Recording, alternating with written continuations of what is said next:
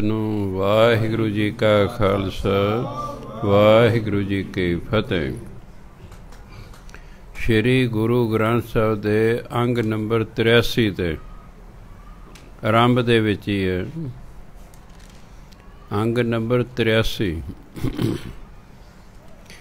ਏਕ ਓੰਕਾਰ ਸਤਿਗੁਰ ਪ੍ਰਸਾਦ। ਸ਼੍ਰੀ ਰਾਗ ਕੀ ਵਾਰ ਮਹਿਲਾ ਚੌਥਾ। ਸ਼ਲੋਕਾਂ ਨਾਲ। ਸ਼ਲੋਕਾਂ ਨੂੰ ਕੀ ਪੜ੍ਹਨਾ? ਸ਼ਲੋਕਾਂ ਨਾਲ। ਏਕ ਓੰਕਾਰ ਭਾ ਪਰਮਾਤਮਾ ਸਤਿਗੁਰ ਪ੍ਰਸਾਦ ਸਤਿਗੁਰੂ ਦੀ ਕਿਰਪਾ ਨਾਲ ਮਿਲਦਾ ਹੈ।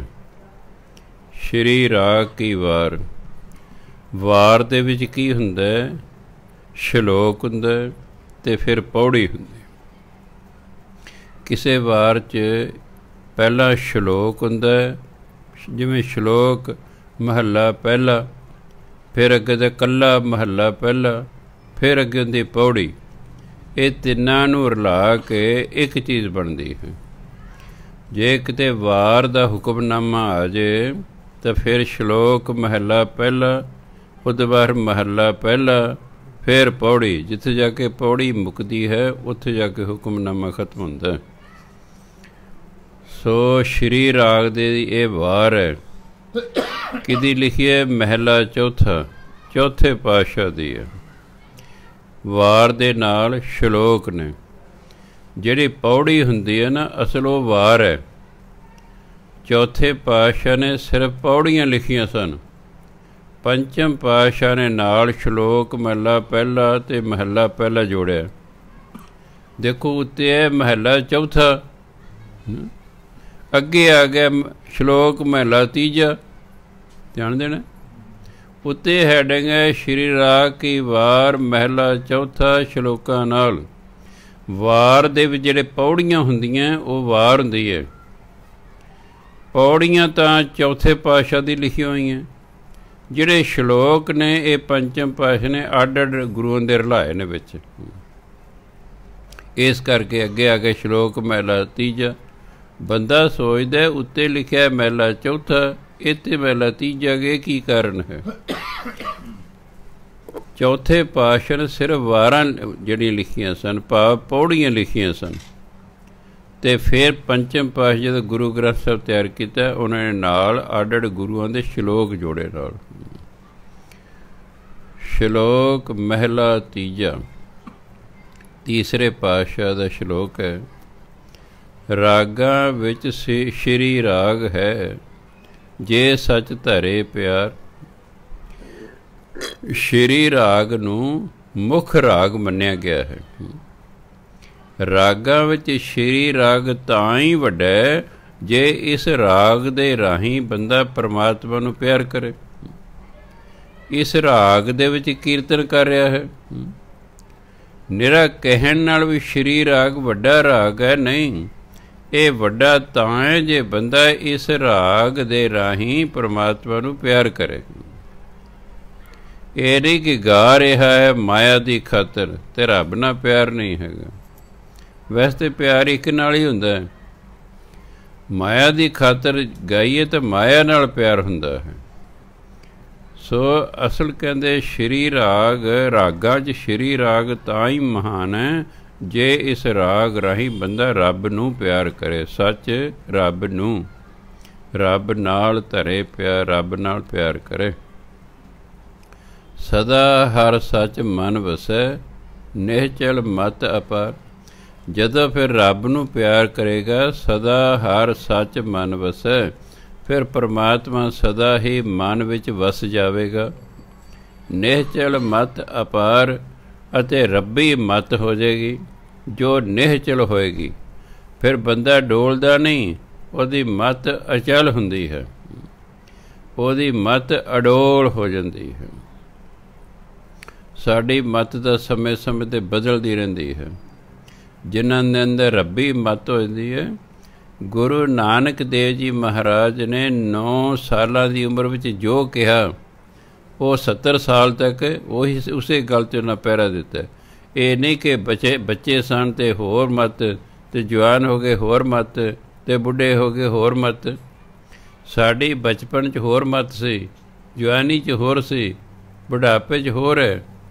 ਪਰ ਜਿਹਦੇ ਅੰਦਰ ਪਰਮਾਤਮਾ ਵਸ ਜਾਵੇ ਉਹਦੀ ਇੱਕੋ ਹੀ ਮਤ ਰਹਿੰਦੀ ਹੈ, ਉਹਦੀ ਮਤ ਅਡੋਲ ਹੁੰਦੀ ਹੈ, ਬਦਲਦੀ ਨਹੀਂ ਹੈ। ਰਤਨ ਅਮੋਲਕ ਪਾਇਆ ਗੁਰ ਕਾ ਸ਼ਬਦ ਵਿਚਾਰ। ਗੁਰੂ ਦੇ ਸ਼ਬਦ ਦੀ ਵਿਚਾਰ ਜਿਹੜੀ ਆਪਾਂ ਕਰ ਰਹੇ ਹਾਂ, ਕਹਿੰਦੇ ਇਹ ਤਾਂ ਅਮੋਲਕ ਰਤਨ ਹੈ।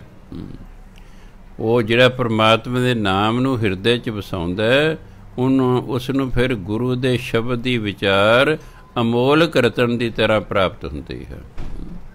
ਕਿਉਂਕਿ ਵਿਚਾਰ ਨੂੰ ਬਹੁਤ ਜ਼ਿਆਦਾ ਮਹਾਨਤਾ ਦਿੱਤੀ ਗਈ ਹੈ। ਬਾਣੀ ਪੜ੍ਹਨ ਦੀ ਆਪਣੀ ਵਿਚਾਰ ਹੈ, ਆਪਣਾ ਫਾਇਦਾ ਹੈ। ਕੀਰਤਨ ਕਰਨ ਦਾ ਆਪਣਾ ਲਾਭ ਹੈ, ਕਥਾ ਕਰਨ ਦਾ ਆਪਣਾ ਲਾਭ ਹੈ। ਸੋ ਜੇ ਕੋਈ ਗੁਰਮੁਖ ਹੋਵੇ, ਕਹਿੰਦਾ ਉਹ ਜਿਹੜਾ ਵਿਚਾਰ ਕਰਦਾ ਹੈ, ਕਿਉਂ ਵਿਚਾਰ ਕਰੇਗਾ ਤੇ ਤਾਂ ਹੀ ਫਿਰ ਗੱਲ ਬਣੇਗੀ ਨਾ ਕੋਈ। ਆਪਾਂ ਬਾਣੀ ਪੜ੍ਹ ਰਹੇ ਉਸ 'ਤੇ ਵਿਚਾਰ ਨਹੀਂ ਫਰਜ਼ ਕਰੋ ਕਰ ਰਹੇ, ਬਾਣੀ ਹਿਰਦੇ 'ਚ ਨਹੀਂ ਵਸੇਗੀ। ਠੀਕ ਹੈ, ਬਾਣੀ ਪੜ੍ਹਨ ਦਾ ਜੋ ਲਾਭ ਹੈ ਉਹ ਮਿਲ ਜਾਏਗਾ, ਉਹ ਤਾਂ ਮਿਲ ਜਾਏਗਾ। ਜਿਵੇਂ ਜਾਪ ਸਾਹਿਬ ਬੰਦਾ ਪੜ੍ਹਦਾ, ਉਹਨੂੰ ਤਾਂ ਕੋਈ ਮੀਨਿੰਗ ਨਹੀਂ ਆਉਂਦਾ।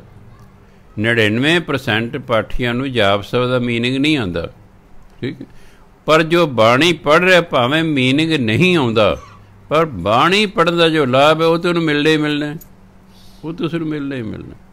ਜਿਵੇਂ ਇੱਕ ਬੰਦਾ ਬਿਲਕੁਲ ਅਨਪੜ੍ਹ ਹੈ, ਆਪਾਂ ਨੂੰ ਮੂਲ ਮੰਤਰ ਯਾਦ ਕਰਾਤਾ, ਠੀਕ ਨਹੀਂ, ਉਹਨੂੰ ਉਹਦਾ ਮੀਨਿੰਗ ਕੋਈ ਨਹੀਂ ਆਉਂਦਾ, ਪਰ ਉਹ ਮੂਲ ਮੰਤਰ ਦਾ ਜਾਪ ਕਰਦਾ ਰਹਿੰਦਾ। ਜੋ ਮੂਲ ਮੰਤਰ ਦੇ ਜਾਪ ਦਾ ਲਾਭ ਹੈ ਉਹ ਉਸ ਨੂੰ ਮਿਲ ਹੀ ਜਾਣਾ ਹੈ।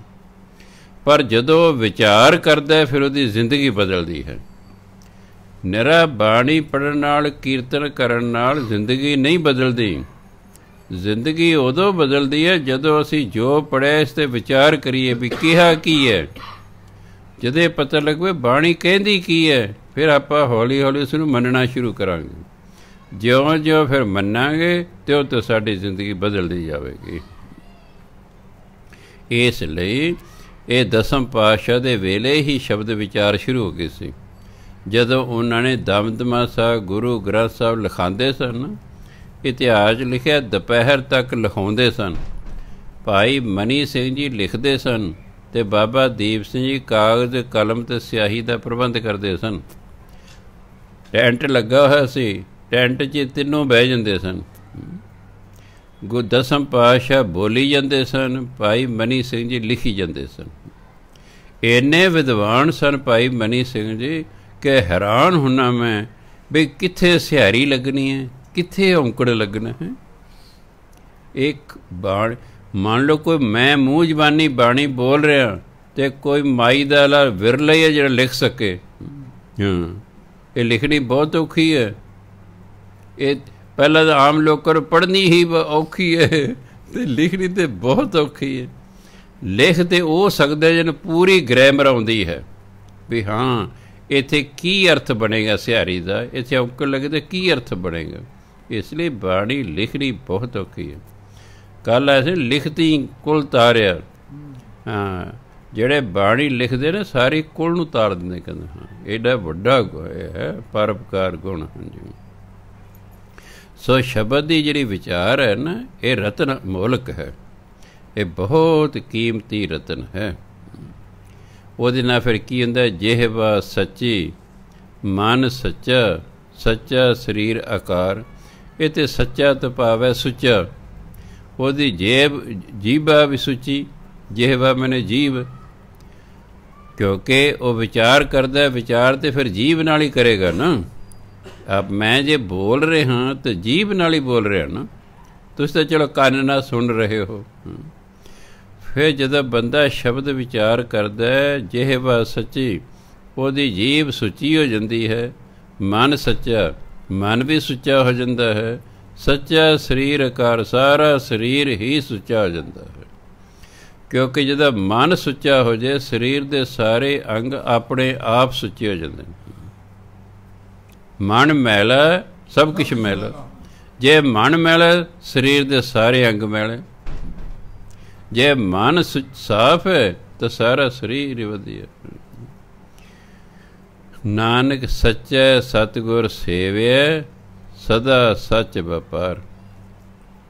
ਸੋ ਗੁਰੂ ਦੇ ਰਾਹੀਂ ਪਰਮਾਤਮਾ ਦਾ ਸਿਮਰਨ ਕਰਨਾ ਚਾਹੀਦਾ, ਸਦਾ ਹੀ ਪਰਮਾਤਮਾ ਦੇ ਨਾਮ ਦਾ ਵਪਾਰ ਕਰਨਾ ਚਾਹੀਦਾ। ਆਪ ਨਾਮ ਜਪਣਾ ਚਾਹੀਦਾ, ਦੂਜਿਆਂ ਤੋਂ ਜਪਾਉਣਾ ਚਾਹੀਦਾ। ਵਪਾਰ ਵਿੱਚ ਖਰੀਦਿਆ ਵੀ ਜਾਂਦਾ, ਵੇਚਿਆ ਵੀ ਜਾਂਦਾ। ਜਦੋਂ ਰਲ ਕੇ ਆਪਾਂ ਨਾਮ ਜਪਦੇ ਹਾਂ, ਇਹ ਫਿਰ ਬੜਾ ਇਹਦੀ ਮਹਾਨਤਾ ਹੋ ਜਾਂਦੀ ਹੈ। ਆਪ ਵੀ ਬੰਦਾ ਜਪ ਰਿਹਾ, ਦੂਜਿਆਂ ਤੋਂ ਵੀ ਜਪਵਾ ਰਿਹਾ ਹੈ। ਜਿਵੇਂ ਇੱਕ ਕਹਿ ਰਿਹਾ ਸਤਿਨਾਮ ਵਾਹਿਗੁਰੂ, ਸਤਿਨਾਮ ਵਾਹਿਗੁਰੂ, ਮਗਰ ਸੰਗਤ ਬੋਲਦੀ ਹੈ। ਇਸ ਤਰ੍ਹਾਂ ਜਿਹੜਾ ਹੈ ਆਪ ਵੀ ਨਾਮ ਜਪ ਰਿਹਾ, ਜਪਵਾ ਵੀ ਰਿਹਾ, ਇਹ ਵਪਾਰ ਹੈ। ਫਿਰ ਸਦਾ ਹੀ ਉਹ ਨਾਮ ਦਾ ਵਪਾਰ ਕਰਦਾ। ਮਹਿਲਾ ਤੀਜਾ। ਹੋਰ ਬਿਰਹਾ ਸਭ ਧਾਤ ਹੈ, ਜਬ ਲਗ ਸਾਹਿਬ ਪ੍ਰੀਤ ਨਾ ਹੋਏ। ਹੋਰ ਬਿਰਹਾ, ਬਿਰਹਾ ਪਿਆਰ ਨੂੰ ਕਹਿੰਦੇ ਨੇ। ਰੱਬ ਨਾਲ ਜਿਹੜਾ ਪਿਆਰ ਹੈ ਉਹਨੂੰ ਕਹਿੰਦੇ ਨੇ ਬਿਰਹਾ। ਧਾਤ ਹੁੰਦੀ ਮਾਇਆ। ਰੱਬ ਨੂੰ ਪਿਆਰ ਨਹੀਂ ਕਰਨਾ। ਹੋਰ ਰੱਬ ਤੋਂ ਬਿਨਾਂ ਹੋਰ ਜਿਹੜਾ ਪਿਆਰ ਹੈ ਸਭ ਮਾਇਆ ਦਾ ਪਿਆਰ ਹੈ। ਕਿ ਰੱਬ ਤੋਂ ਬਿਨਾਂ ਜੋ ਵੀ ਹੋਰ ਪਿਆਰ ਕੀਤਾ ਜਾ ਰਿਹਾ ਉਹ ਮਾਇਆ ਨੂੰ ਕੀਤਾ ਜਾ ਰਿਹਾ ਹੈ। ਜਬ ਲਗ ਸਾਹਿਬ ਪ੍ਰੀਤ ਨਾ ਹੋਏ, ਜਿੰਨਾ ਚਿਰ ਪਰਮਾਤਮਾ ਨਾਲ ਪਿਆਰ ਨਹੀਂ ਨਾ ਹੁੰਦਾ, ਉਹਨਾਂ ਚਿਰ ਜਿੰਨਾ ਵੀ ਹੋਰ ਪਿਆਰ ਹੈ ਸਭ ਮਾਇਆ ਹੈ। ਸੋ ਪਰਮਾਤਮਾ ਨਾਲ ਹੀ ਅਸਲ ਪਿਆਰ ਹੁੰਦਾ, ਬਾਕੀ ਸਭ ਮੋਹ ਹੁੰਦਾ। ਪਿਆਰ ਸਿਰਫ ਤੇ ਸਿਰਫ ਪਰਮਾਤਮਾ ਨਾਲ ਹੁੰਦਾ, ਮੋਹ ਚੀਜ਼ਾਂ ਨਾਲ, ਸਰੀਰਾਂ ਨਾਲ ਹੁੰਦਾ ਹੈ। ਸੋ ਬਾਕੀ ਸਾਰਾ ਮੋਹ ਹੈ। ਪਿਆਰ ਤੇ ਰੱਬ ਨਾਲ ਹੀ ਹੁੰਦਾ। ਸੋ ਧਾਤ ਹੁੰਦੀ ਮਾਇਆ। ਰੱਬ ਤੋਂ ਬਿਨਾਂ ਜੋ ਹੋਰ ਪਿਆਰ ਕਰਦਾ ਕਿਸੇ ਨੂੰ, ਉਹ ਸਭ ਮਾਇਆ ਹੈ। ਇਹ ਮਨ ਮਾਇਆ ਮੋਹਿਆ, ਵੇਖਣ ਸੁਣਨ ਨਾ ਹੋਏ। ਇਹ ਮਨ ਮਾਇਆ ਦੇ ਵਿੱਚ ਇੰਨਾ ਮੋਹਿਆ ਹੋਇਆ ਹੈ ਕਿ ਇਹਨੂੰ ਨਾ ਰੱਬ ਦਿਸਦਾ, ਨਾ ਰੱਬ ਸੁਣਦਾ। ਕਿਉਂਕਿ ਸਾਰਾ ਧਿਆਨ ਰੱਬ ਉਹਦੇ ਮਾਇਆ ਵੱਲ ਹੈ। ਜਿਵੇਂ ਮੰਨ ਲਓ ਮੈਂ ਕਥਾ ਕਰ ਰਿਹਾ ਅਤੇ ਤੁਹਾਡਾ ਧਿਆਨ ਕਿਤੇ ਬਾਜ਼ਾਰ ਗਿਆ ਹੋਵੇ ਤਾਂ ਤੁਸੀਂ ਨਾ ਮੈਨੂੰ ਵੇਖੋਗੇ, ਹਾਲਾਂਕਿ ਮੂੰਹ ਤੁਹਾਡੇ ਮੇਰੇ ਵੱਲ ਨੇ, ਪਰ ਜਦੋਂ ਤੁਹਾਡਾ ਧਿਆਨ ਬਾਜ਼ਾਰ ਗਿਆ ਹੋਏਗਾ, ਨਾ ਤੁਸੀਂ ਮੇਰੇ ਵੱਲ ਵੇਖੋਗੇ, ਨਾ ਤੁਸੀਂ ਮੇਰੀ ਗੱਲ ਸੁਣੋਗੇ। ਕਿਉਂਕਿ ਧਿਆਨ ਬਾਜ਼ਾਰ 'ਚ ਗਿਆ ਤਾਂ ਮਤਲਬ ਤੁਸੀਂ ਬਾਜ਼ਾਰ ਚਲੇ ਗਏ ਹੋ। ਤੁਸੀਂ ਬਾਜ਼ਾਰ ਚਲੇ ਗਏ ਹੋ। ਬਾਜ਼ਾਰ 'ਚ ਕੱਪੜਾ ਖਰੀਦਿਓ, ਲੜਕੀ ਦੀ ਸ਼ਾਦੀ ਕਰਨੀ, ਉੱਥੇ ਕੱਪੜਾ ਖਰੀਦ ਰਹੇ ਹੋ, ਇੱਧਰ ਕਥਾ ਹੋ ਰਹੀ ਹੁੰਦੀ ਹੈ। ਕੋਈ ਦੇਰ ਬਾਅਦ ਧਿਆਨ ਵਾਪਸ ਆਉਂਦਾ, ਫਿਰ ਮੈਂ ਵੀ ਦਿਸਣਾ ਸ਼ੁਰੂ ਹੋ ਜਾਣਾ ਅਤੇ ਮੇਰੀ ਗੱਲ ਵੀ ਸੁਣਨੀ ਸ਼ੁਰੂ ਹੋ ਜਾਂਦੀ। ਇਸ ਲਈ ਜਦੋਂ ਮਾਇਆ ਨਾਲ ਮੋਹ ਹੁੰਦਾ, ਨਾ ਰੱਬ ਦਿਸਦਾ ਅਤੇ ਨਾ ਰੱਬ ਦੀ ਕੋਈ ਗੱਲ ਸੁਣਦੀ। ਸ਼ ਸੱਸਾ ਹੈ ਨੂੰ ਕੀ ਪੜ੍ਹਨਾ? ਸ਼। ਤੁਹਾਨੂੰ ਜਿਹੜੀ ਕਿਤਾਬ ਦਿੱਤੀ ਹੋਈ ਹੈ ਉਹਦੇ ਪਹਿਲੇ ਸਫ਼ੇ 'ਤੇ ਇੱਕ ਨੋਟ ਲਿਖਿਆ ਹੋਇਆ, ਉਹ ਛਪਿਆ ਹੋਇਆ ਦਿੱਤਾ ਸੀ। ਜਿਹਨੂੰ ਉਹ ਨਹੀਂ ਮਿਲਿਆ ਉਹ ਸਾਡੇ ਤੋਂ ਨੋਟ ਲੈ ਲੈ। ਉਹ ਜਿਹੜਾ ਪਹਿਲਾ ਕੋਰਾ ਸਫ਼ਾ ਹੈ ਉਸ 'ਤੇ ਉਹ ਸਫ਼ਾ ਚਿਪਕੇ ਲਵੇ। ਉਹ 'ਚ ਲਿਖਿਆ ਵੀ ਜਿੱਥੇ ਵੀ ਸਹਿ ਹੈ ਉਸ ਨੂੰ ਸ਼ ਪੜ੍ਹਨਾ। ਸੱਸੇ ਦੇ ਪੈਰ 'ਚ ਬਿੰਦੀ ਹਾਹਾ ਲਾ ਕੇ ਪੜ੍ਹਨਾ। ਜਿੱਥੇ ਵੀ ਕਿਤਾਬ 'ਚ ਸ਼ਹਿ ਲਿਖਿਆ ਹੋਇਆ ਹੈ ਉਸ ਨੂੰ ਸ਼ ਪੜ੍ਹਨਾ। ਸ਼ਾਹ ਦਾ ਸੰਖੇਪ ਰੂਪ ਹੈ ਸ਼। ਫਾਰਸੀ ਦਾ ਪੂਰਾ ਸ਼ਬਦ ਹੈ ਸ਼ਾਹ, ਉਸਦਾ ਸੰਖੇਪ ਰੂਪ ਹੈ ਸ਼ ਸੱਸਾ ਹਾ। ਸ਼ ਦੇਖੇ ਬਿਨ ਪ੍ਰੀਤ ਨਾ ਉਪਜੈ, ਅੰਧਾ ਕਿਆ ਕਰੇ। ਪ੍ਰਭੂ ਪਤੀ ਨੂੰ ਦੇਖੇ ਬਿਨਾਂ ਉਹਦੇ ਨਾਲ ਪਿਆਰ ਪੈਦਾ ਹੀ ਨਹੀਂ ਹੁੰਦਾ। ਹੁਣ ਕਿਉਂਕਿ ਸਾਨੂੰ ਪਰਮਾਤਮਾ ਦੇ ਦਰਸ਼ਨ ਨਹੀਂ ਅਜੇ ਹੋਏ, ਐਕਚੁਅਲੀ ਸਾਡਾ ਉਹਦੇ ਨਾਲ ਪਿਆਰ ਹੀ ਨਹੀਂ ਪਿਆ, ਉਹਦੇ ਪਿਆਰ ਹੀ ਨਹੀਂ ਪੈਂਦਾ। ਸਰੀਰਾਂ ਨੂੰ, ਚੀਜ਼ਾਂ ਨੂੰ ਪਿਆਰ ਕਰਨਾ ਆਸਾਨ ਹੈ ਕਿਉਂਕਿ ਦਿਸਦੀਆਂ ਨੇ। ਜਿਹੜੀ ਚੀਜ਼ ਦਿਸ ਨਹੀਂ ਰਹੀ ਉਸ ਨੂੰ ਪਿਆਰ ਕਰਨਾ ਬਹੁਤ ਮੁਸ਼ਕਿਲ ਹੈ। ਇਸ ਲਈ ਰੱਬ ਨੂੰ ਪਿਆਰ ਕਰਨ 'ਚ ਬਹੁਤ ਟਾਈਮ ਲੱਗਦਾ ਹੈ। ਜਦੋਂ ਕੱਲ੍ਹ ਵੀ ਉਦਾਹਰਨ ਪਰਸੋਂ ਦਿੱਤੀ ਵੀ ਜਦੋਂ ਗੁਰੂ ਮਹਾਰਾਜ ਸਰੀਰ ਰੂਪ 'ਚ ਸਨ, ਉਹਨਾਂ ਦੇ ਸਰੀਰ ਨੂੰ ਪਿਆਰ ਕਰਨਾ ਆਸਾਨ ਸੀ ਕਿਉਂਕਿ ਦਿਸਦੇ ਸਨ। ਰੱਬ ਦਿਸਦਾ ਨਹੀਂ ਹੈ, ਇਸ ਲਈ ਰੱਬ ਨੂੰ ਪਿਆਰ ਕਰਨਾ ਬਹੁਤ ਮੁਸ਼ਕਿਲ ਹੈ। ਇਹ ਤਾਂ ਕਈ ਸਾਲ ਅਸੀਂ ਵਾਹਿਗੁਰੂ ਵਾਹਿਗੁਰੂ ਵਾਹਿਗੁਰੂ ਕਰਦੇ ਰਹੀਏ ਸ਼ਰਧਾ ਭਾਵਨਾ ਨਾਲ, ਤਾਂ ਜਾ ਕਿਤੇ ਪਰਮਾਤਮਾ ਨਾਲ ਪਿਆਰ ਪੈਂਦਾ ਹੈ। ਜਦੋਂ ਸੱਚੀਓ ਹੀ ਪਰਮਾਤਮਾ ਨਾਲ ਪਿਆਰ ਹੋ ਜਾਏਗਾ, ਉਹਦੇ ਦਰਸ਼ਨ ਵੀ ਹੋ ਜਾਣੇ, ਸਾਨੂੰ ਅਜੇ ਇਸੇ ਲਈ ਨਹੀਂ ਦਰਸ਼ਨ ਹੁੰਦੇ। ਨਿਸ਼ਾਨੀ ਕੀ ਹੈ ਪਿਆਰ ਦੀ? ਜਿਨ੍ਹਾਂ ਕਦੇ ਸੰਸਾਰਕ ਲੜਕੇ ਲੜਕੀਆਂ ਨੇ ਪਿਆਰ ਕੀਤਾ, ਉਹਨਾਂ ਨੂੰ ਪਤਾ ਹੋਊਗਾ ਪਿਆਰਾ ਭੁੱਲਿਆ ਨਹੀਂ ਕਰਦਾ। ਇਹ ਨਿਸ਼ਾਨੀ ਹੈ। ਲੜਕੀ ਉਸ ਲੜਕੇ ਨੂੰ ਨਹੀਂ ਭੁੱਲਦੀ, ਹਰ ਵਕਤ ਉਹਦੇ ਦਿਮਾਗ 'ਚ ਆਈ ਜਾਂਦਾ, ਅਤੇ ਲੜਕਾ ਉਸ ਲੜਕੀ ਨੂੰ ਨਹੀਂ ਭੁੱਲਦਾ ਕਿਉਂਕਿ ਉਹਨੂੰ ਪਿਆਰ ਕਰਦਾ ਹੈ। ਸਾਡਾ ਜੇ ਰੱਬ ਨਾਲ ਪਿਆਰ ਹੀ ਨਹੀਂ ਪਿਆ, ਇਸ ਲਈ ਸਾਨੂੰ ਕਿੰਨਾ ਕਿੰਨਾ ਸਮਾਂ ਰੱਬ ਭੁੱਲਿਆ ਰਹਿੰਦਾ ਹੈ। ਇਹ ਨਿਸ਼ਾਨੀ ਹੈ। ਜੇ ਪਿਆਰ ਹੋਏਗਾ, ਪਿਆਰਾ ਕਦੇ ਨਹੀਂ ਭੁੱਲੇਗਾ। ਮੇਰਾ ਸਿੱਧਾ ਦਾ ਪਰਸਨਲ ਐਕਸਪੀਰੀਅੰਸ ਨਹੀਂ ਹੈ, ਪਰ ਮੈਂ ਫਿਲਮਾਂ ਦੇਖੀਆਂ। ਉਧਰ ਪਿਆਰਾ ਬੈੱਡ 'ਤੇ ਪਿਆ, ਉਧਰ ਪਿਆਰੀ ਬੈੱਡ 'ਤੇ ਪਈ ਆਪਣੇ ਆਪਣੇ ਘਰਾਂ 'ਚ, ਉਹ ਵੀ ਪਾਸੇ ਮਾਰੀ ਜਾ ਰਿਹਾ, ਉਹ ਵੀ ਪਾਸੇ ਮਾਰੀ ਜਾ ਰਹੀ ਹੈ। ਪਿਆਰਾ ਯਾਦ ਆਈ ਜਾ ਰਿਹਾ, ਨੀਂਦ ਨਹੀਂ ਆ ਰਹੀ। ਗੱਲ ਸਮਝ ਗਏ? ਪਰ ਆਪਾਂ ਤਾਂ ਖੂਬ ਨੀਂਦ ਆਉਂਦੀ ਹੈ ਕਿ ਰੱਬ ਨਾਲ ਸਾਡਾ ਜੇ ਪਿਆਰ ਹੀ ਨਹੀਂ ਹੈ। ਜਿਨ੍ਹਾਂ ਦਾ ਰੱਬ ਨਾਲ ਪਿਆਰ ਦਾ, ਸੰਤ ਈਸ਼ਰ ਸਿੰਘ ਜਿਹਦਾ ਮੈਂ ਜੀਵਨ ਪੜ੍ਹ ਰਿਹਾ ਸੀ, ਉਹਨਾਂ ਨੂੰ ਕਦੇ ਕਿਸੇ ਨੇ ਸੁੱਤਿਆ ਹੀ ਨਹੀਂ ਸੀ ਵੇਖਿਆ। ਉਹ ਰਾਤ ਨੂੰ ਸਿਮਰਨ ਕਰ ਰਹੇ, ਬੈਠੇ ਬੈਠੇ ਹੀ ਕੁਝ ਮਿੰਟ ਸੌਂ ਲਿਆ ਕਰਦੇ ਸਨ, ਉਹਦੇ ਬਾਅਦ ਫਿਰ ਸਿਮਰਨ ਕਰਦੇ ਰਹਿੰਦੇ ਸਨ। ਬਸ ਉਹ ਕਿਉਂ ਪਿਆਰ ਹੈ, ਪਿਆਰ 'ਚ ਨੀਂਦ ਆਉਂਦੀ ਹੀ ਨਹੀਂ ਹੈ, ਆਉਂਦੀ ਨਹੀਂ ਹੈ। ਸੋ ਮਹਾਂਪੁਰਖਾਂ ਦੇ ਜੀਵਨ ਪੜ੍ਹ ਕੇ ਪਤਾ ਲੱਗਦਾ ਵਾਕਈ ਇਹਨਾਂ ਰੱਬ ਨਾਲ ਪਿਆਰ ਸੀ, ਤਾਂ ਇਹਨਾਂ ਰੱਬ ਮਿਲਿਆ। ਸਾਡੀ ਤਾਂ ਦਿੱਲੀ ਬੜੀ ਦੂਰ ਹੈ, ਅਸੀਂ ਤਾਂ ਕਿਤੇ ਅੰਬਾਲੇ ਕੋਲ ਹੀ ਅਜੇ ਫਿਰੀ ਜਾਂਦੇ ਹਾਂ। ਕਦੋਂ ਕਰਨਾਲ ਗਏ, ਪਾਣੀਪਤ ਗਏ, ਅੱਗੇ ਗਏ। ਕਈ ਤਾਂ ਸਾਡੇ 'ਚ ਜੇ ਰਾਜਪੁਰੇ ਫਿਰੀ ਜਾਂਦੇ ਨੇ, ਅੰਬਾਲੇ ਵੀ ਨਹੀਂ ਪਹੁੰਚੇ ਹੋਣੇ। ਇਸ ਲਈ ਉਹਦਾ ਹੁਣ ਰੱਬ ਨਾਲ ਪਿਆਰ ਪਾਉਣ ਦਾ ਕੀ ਢੰਗ ਹੈ? ਬਾਣੀ ਕਹਿੰਦੀ ਵਾਹਿਗੁਰੂ ਵਾਹਿਗੁਰੂ ਵਾਹਿਗੁਰੂ ਵਾਹਿਗੁਰੂ ਕਰੀ ਜਾਓ। ਇੱਕ ਦਿਨ ਆਏਗਾ ਪਰਮਾਤਮਾ ਨਾਲ ਪਿਆਰ ਪੈਦਾ ਹੋ ਜਾਏਗਾ, ਫਿਰ ਪਰਮਾਤਮਾ ਆਪੇ ਹੀ ਯਾਦ ਆਈ ਜਾਏਗਾ। ਉਹਨੂੰ ਕਹਿੰਦੇ ਨੇ ਅਜਪਾ ਜਾਪ। ਫਿਰ ਜਪਣ ਦੀ ਲੋੜ ਨਹੀਂ, ਵਾਹਿਗੁਰੂ ਵਾਹਿਗੁਰੂ ਕਰਨ ਦੀ ਲੋੜ ਨਹੀਂ, ਫਿਰ ਵਾਹਿਗੁਰੂ ਆਪੇ ਹੀ ਯਾਦ ਆ ਜਾਂਦਾ। ਉਹ ਅਜਪਾ ਜਾਪ ਦੀ ਅਵਸਥਾ 'ਤੇ ਬੰਦਾ ਪਹੁੰਚ ਜਾਂਦਾ। ਸੋ ਆਪਾਂ ਲੱਗੇ ਰਹਿਣਾ, ਕਦੇ ਕਿਰਪਾ ਕਰੇਗਾ। ਜਦੋਂ ਪਰਮਾਤਮਾ ਜਾਂ ਗੁਰੂ ਵੇਖਦੇ ਨੇ ਕਿ ਮੇਰਾ ਸਿੱਖ ਸੱਚੇ ਦਿਲੋਂ ਲੱਗਾ ਹੋਇਆ ਹੈ, ਫਿਰ ਉਹ ਵੀ ਕਿਰਪਾ ਕਰ ਦਿੰਦੇ ਨੇ। ਫਿਰ ਗੁਰੂ ਮਹਾਰਾਜ ਵੀ ਸਿੱਖ 'ਤੇ ਕਿਰਪਾ ਕਰਦੇ ਨੇ, ਜੇ ਸੱਚੇ ਦਿਲੋਂ ਉਹਨਾਂ ਨੂੰ ਪਤਾ ਲੱਗ ਜਾਏ। ਤਾਂ ਹੀ ਭਾਈ ਗੁਰਦਾ ਚਰਨ ਸ਼ਰਨ ਗੁਰ ਏਕ ਪੈਂਡਾ ਜਾਏ ਚੱਲ, ਸਤਿਗੁਰੂ ਕੋਟ ਪੈਂਡਾ ਆਗੇ ਹੋਏ ਲੇਤ ਹੈ। ਇੱਕ ਚੱਲਿਆ ਬੰਦਾ ਹਜ਼ੂਰ ਸਾਹਿਬ ਨੂੰ, ਮੈਂ ਹੋਰ ਵੀ ਕਿਤੇ ਜਾਣਾ, ਕਿਹਾ ਜੀ ਮੈਂ ਫਲਾਣੇ ਫਲਾਣ ਥਾਂ 'ਤੇ ਜਾਣਾ।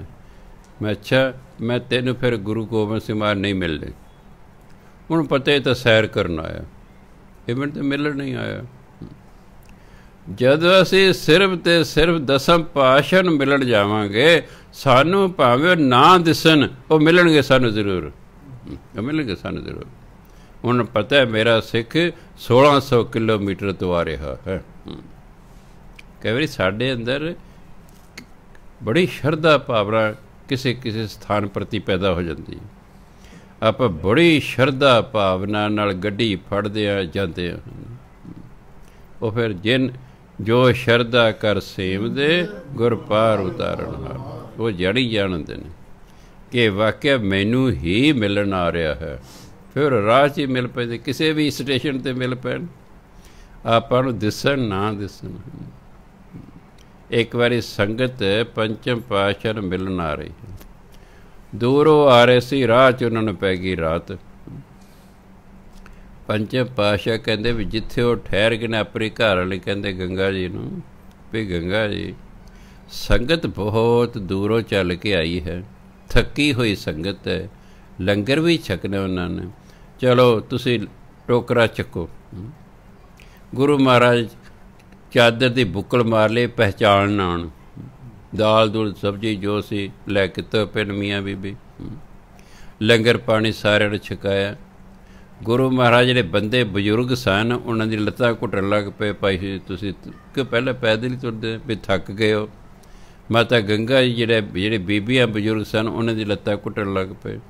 ਇਸ ਤਰ੍ਹਾਂ ਜਦੋਂ ਉਹਨਾਂ ਨੇ ਦੇਖੇ ਵੀ ਇਹ ਹੁਣੇ ਸੌਂ ਰਹੇ ਨੇ, ਉਹਨਾਂ ਉੱਥੇ ਬੰਦ ਕਰਕੇ ਵਾਪਸ ਆਪਣੇ ਸਥਾਨ 'ਤੇ ਆ ਗਏ ਨੇ। ਅਗਲੇ ਦਿਨ ਜਿਹੜਾ ਹੈ ਗੁਰੂ ਮਹਾਰਾਜ ਦਰਬਾਰ 'ਚ ਬੈਠੇ ਨੇ। ਸੰਗਤ ਦੇ ਵਿੱਚੋਂ ਕਈਆਂ ਨੇ ਪਹਿਚਾਣ ਲਿਆ ਵੀ ਤੇ ਰਾਤੀ ਉੱਥੇ ਸਨ। ਪੁਰਾਣੇ ਜ਼ਮਾਨੇ 'ਚ ਕੋਈ ਫੋਟੋਆਂ ਤਾਂ ਹੁੰਦੀਆਂ ਕੋਈ ਨਹੀਂ ਸੀ, ਨਾ ਕੋਈ ਰੇਡੀਓ TV ਹੁੰਦਾ ਸੀ। ਕਦੇ ਕਦੇ ਸਿੱਖ ਨੇ ਗੁਰੂ ਨੂੰ ਮਿਲਣ ਆਉਣਾ 5-7 ਸਾਲਾਂ ਬਾਅਦ। ਹੁਣ ਜਿਹੜਾ ਪਹਿਲੀ ਵਾਰੀ ਪੰਚਮ ਪਾਤਸ਼ਾਹ ਨੂੰ ਮਿਲਿਆ ਸੀ ਉਹਨੂੰ ਕੀ ਪਤਾ ਸੀ ਪੰਚਮ ਪਾਤਸ਼ਾਹ ਨੇ। ਚਲੋ ਪੁਰਾਣੇ ਤਾਂ ਥੋੜ੍ਹਾ ਬਹੁਤਾ ਪਹਿਚਾਣ ਲੈਂਦੇ ਨੇ, ਨਵੇਂ ਨੂੰ ਕੀ ਪਤਾ ਜਿਹਨੇ ਪਹਿਲਾਂ ਵੇਖੇ ਨਹੀਂ।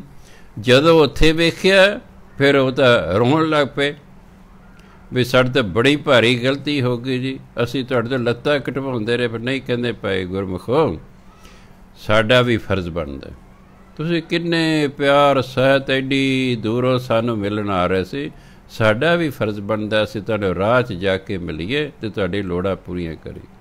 ਤਾਂ ਕਿ ਚਰਨ ਸ਼ਰਨ ਗੁਰ ਏਕ ਪੈਂਡਾ ਜਾਏ ਚੱਲ ਸਤਿਗੁਰੂ ਕੋਟ ਪੈਂਡਾ ਆਗੇ ਹੋਏ ਲੇਤ ਹੈ। ਇਹ ਜਦੋਂ ਕੋਈ ਸੱਚੇ ਦਿਲੋਂ ਗੁਰੂ ਵੱਲ ਨੂੰ ਚੱਲ ਪਏ ਨਾ, ਫਿਰ ਗੁਰੂ ਮਹਾਰਾਜ ਵੀ ਗੇਟ 'ਤੇ ਖਲੋ ਕੇ ਉਡੀਕਦੇ ਨੇ, ਆ ਵੇ ਸਿੰਘਾ। ਜਿੱਦਾਂ ਤੁਹਾਡੇ ਜੋ ਕਿਸੇ ਦੀ ਦਿਵ ਦ੍ਰਿਸ਼ਟੀ ਖੁੱਲ੍ਹ ਗਈ ਨਾ, ਫਿਰ ਤੁਹਾਨੂੰ ਪਤਾ ਲੱਗੇਗਾ ਵੀ ਆ ਨਵੇਂ ਪਾਤਸ਼ਾਹ ਜਿੱਥੇ ਖੇਲ 'ਚ ਪੈਰ ਧੋਂਦੇ ਤੁਸੀਂ ਉੱਥੇ ਹੀ ਖੜ੍ਹੇ ਨੇ, ਉੱਥੇ ਹੀ ਖੜ੍ਹੇ ਨੇ। ਅਤੇ ਜਦੋਂ ਪਹਿਲੇ ਦਿਨ ਤੁਹਾਨੂੰ ਦਰਸ਼ਨ ਹੋਣਗੇ ਨਾ, ਤੁਸੀਂ ਆਪਣਾ ਰੋਣਾ ਰੋਕ ਹੀ ਨਹੀਂ ਸਕਦੇ। ਤੁਹਾਡੀ ਅੱਖਾਂ 'ਚ ਪਰਲ ਪਰਲ ਹੰਝੂ ਵਗੀ ਜਾਣਗੇ, ਬੋਡੀ ਤੁਹਾਡੀ ਕੰਬਣੀ ਸ਼ੁਰੂ ਹੋ ਜਾਏਗੀ। ਤੁਹਾਨੂੰ ਐਂ ਲੱਗੇ ਮੈਂ ਡਿੱਗਿਆ, ਬੋਡੀ 'ਤੇ ਕੰਟਰੋਲ ਨਹੀਂ ਰਹਿੰਦਾ, ਕਿਉਂਕਿ ਪਹਿਲੀ ਵਾਰ ਐਡੀ ਮਹਾਨ ਰੂਹ ਦੇ ਦਰਸ਼ਨ ਹੁੰਦੇ ਬੰਦੇ ਨੂੰ। ਉਹ ਬਹੁਤ ਇੱਕ ਅਜੀਬ ਸਮਾਂ ਹੁੰਦਾ ਅਤੇ ਉਹ ਅਭੁੱਲ ਯਾਦ ਹੁੰਦੀ ਹੈ ਬੰਦੇ ਦੀ। ਹਾਂ, ਸੋ ਇਸ ਲਈ ਗੁਰੂ ਮਹਾਰਾਜ ਕਹਿੰਦੇ ਸ਼ਹ ਦੇਖੇ ਬਿਨ ਪ੍ਰੀਤ ਨਾ ਉਪਜੈ। ਪ੍ਰਭੂ ਪਤੀ ਨੂੰ ਦੇਖੇ ਬਿਨਾਂ ਪਿਆਰ ਪੈਦਾ ਨਹੀਂ ਹੁੰਦਾ। ਅੰਧਾ ਕਿਆ ਕਰੇ, ਇਹ ਅਗਿਆਨੀ ਮਨ ਕੀ ਕਰੇ। ਇਹਨੂੰ ਵਿਚਾਰੇ ਨੂੰ ਗਿਆਨ ਹੀ ਨਹੀਂ ਹੈਗਾ। ਨਾਨਕ ਜਿਨ ਅੱਖੀਂ ਲੀਤੀਆਂ ਸੋਈ ਸੱਚਾ ਦੇ। ਜਿਸ ਨੇ ਗਿਆਨ ਵਾਲੀਆਂ ਅੱਖਾਂ ਸਾਡੇ ਤੋਂ ਵਾਪਸ ਲੈ ਰਹੀਆਂ ਨੇ, ਉਹੀ ਸਾਨੂੰ ਗਿਆਨ ਵਾਲੀ ਅੱਖਾਂ ਦੇ ਸਕਦਾ ਹੈ। ਅਗਿਆਨਤਾ ਵੀ ਉਹਨੇ ਦਿੱਤੀ ਹੈ ਅਤੇ ਗਿਆਨ ਵੀ ਉਹੀ ਦੇ ਸਕਦਾ ਹੈ। ਪੌੜੀ। ਹਰ ਇੱਕੋ ਕਰਤਾ ਇੱਕ, ਇੱਕੋ ਦੀਵਾਨ ਹਰ। ਹਰ ਇੱਕ ਸੇ ਦਾ ਹੈ ਅਮਰ, ਇੱਕੋ ਹਰ ਚਿਤ ਧਰ। ਹਰ ਤਿਸ ਬਿਨ ਕੋਈ ਨਾਹੀਂ, ਡਰ ਭਰਮ ਭਉ ਦੂਰ ਕਰ। ਇਹਨੂੰ ਭਰਮ ਨਹੀਂ ਪੜ੍ਹਨਾ। ਜੇ ਭੱਬਾ ਰਾਰਾ ਮੰਮਾ ਪੂਰਾ ਹੋਵੇ ਫਿਰ ਭਰਮ ਪੜ੍ਹਨਾ, ਉਹ ਪੰਜਾਬੀ ਦਾ ਸ਼ਬਦ ਹੋ ਜਾਏਗਾ। ਇਹ ਹਿੰਦੀ ਹੈ, ਹਿੰਦੀ ਪੜ੍ਹਨਾ ਭ੍ਰਮ। ਭਰਮ ਭਉ ਦੂਰ ਕਰ। ਹਰ ਤਿਸੈ ਨੂੰ ਸਲਾਹੇ, ਜੇ ਤੁਧ ਰੱਖੈ ਬਾਹਰ ਘਰ। ਹਰ ਜਿਸ ਨੂੰ ਹੋਏ ਦਿਆਲ, ਸੋ ਹਰ ਜਪ ਭਉ ਬਿਖਮ ਤਰ। ਹਰ ਇੱਕੋ ਕਰਤਾ ਇੱਕ, ਕਰਤਾ ਇੱਕੋ ਹੀ ਹੈ ਬਸ। ਇਸ ਲਈ ਕਰਤਾ ਪੁਰਖ ਕਹਿੰਦੇ। ਪਰਮਾਤਮਾ ਹੀ ਕਰਤਾ ਹੈ। ਆਪਾਂ ਤਾਂ ਉਹਦੀ ਕਿਰਤ ਹਾਂ, ਆਪਾਂ ਉਹਦੀ ਕਿਰਤ ਹਾਂ, ਉਹਦੇ ਬਣਾਏ ਹੋਏ ਹਾਂ। ਬਣਾਉਣ ਵਾਲਾ ਸਿਰ ਤੇ ਸਿਰ ਇੱਕ ਪਰਮਾਤਮਾ ਹੀ ਹੈ। ਹਰ ਇੱਕੋ ਕਰਤਾ ਇੱਕ, ਇੱਕੋ ਦੀਵਾਨ ਹਰ। ਦੀਵਾਨ ਦੇ ਦੋ ਅਰਥ ਹੁੰਦੇ ਨੇ। ਇੱਕ ਹੁੰਦਾ ਦਰਬਾਰ, ਦੀਵਾਨ ਦਾ ਦੂਜਾ ਅਰਥ ਹੈ ਆਸਰਾ। ਅਤੇ ਇੱਕ ਪਰਮਾਤਮਾ ਹੀ ਸਭ ਦਾ ਆਸਰਾ ਹੈ। ਹਰ ਇੱਕ ਸੇ ਦਾ ਹੈ ਅਮਰ। ਅਮਰ ਕਹਿੰਦੇ ਹੁਕਮ। ਇੱਕ ਪਰਮਾਤਮਾ ਦਾ ਹੀ ਹੁਕਮ ਚੱਲਦਾ। ਇੱਕੋ ਹਰ ਚਿੱਤ ਧਰ। ਹੇ ਇਨਸਾਨ, ਉਸ ਇੱਕ ਪਰਮਾਤਮਾ ਨੂੰ ਹੀ ਆਪਣੇ ਚਿੱਤ 'ਚ ਵਸਾ, ਉਹਨੂੰ ਹੀ ਵਸਾ 'ਚ ਦੇ, ਕਿਉਂਕਿ ਉਹੀ ਕਰਤਾ ਹੈ।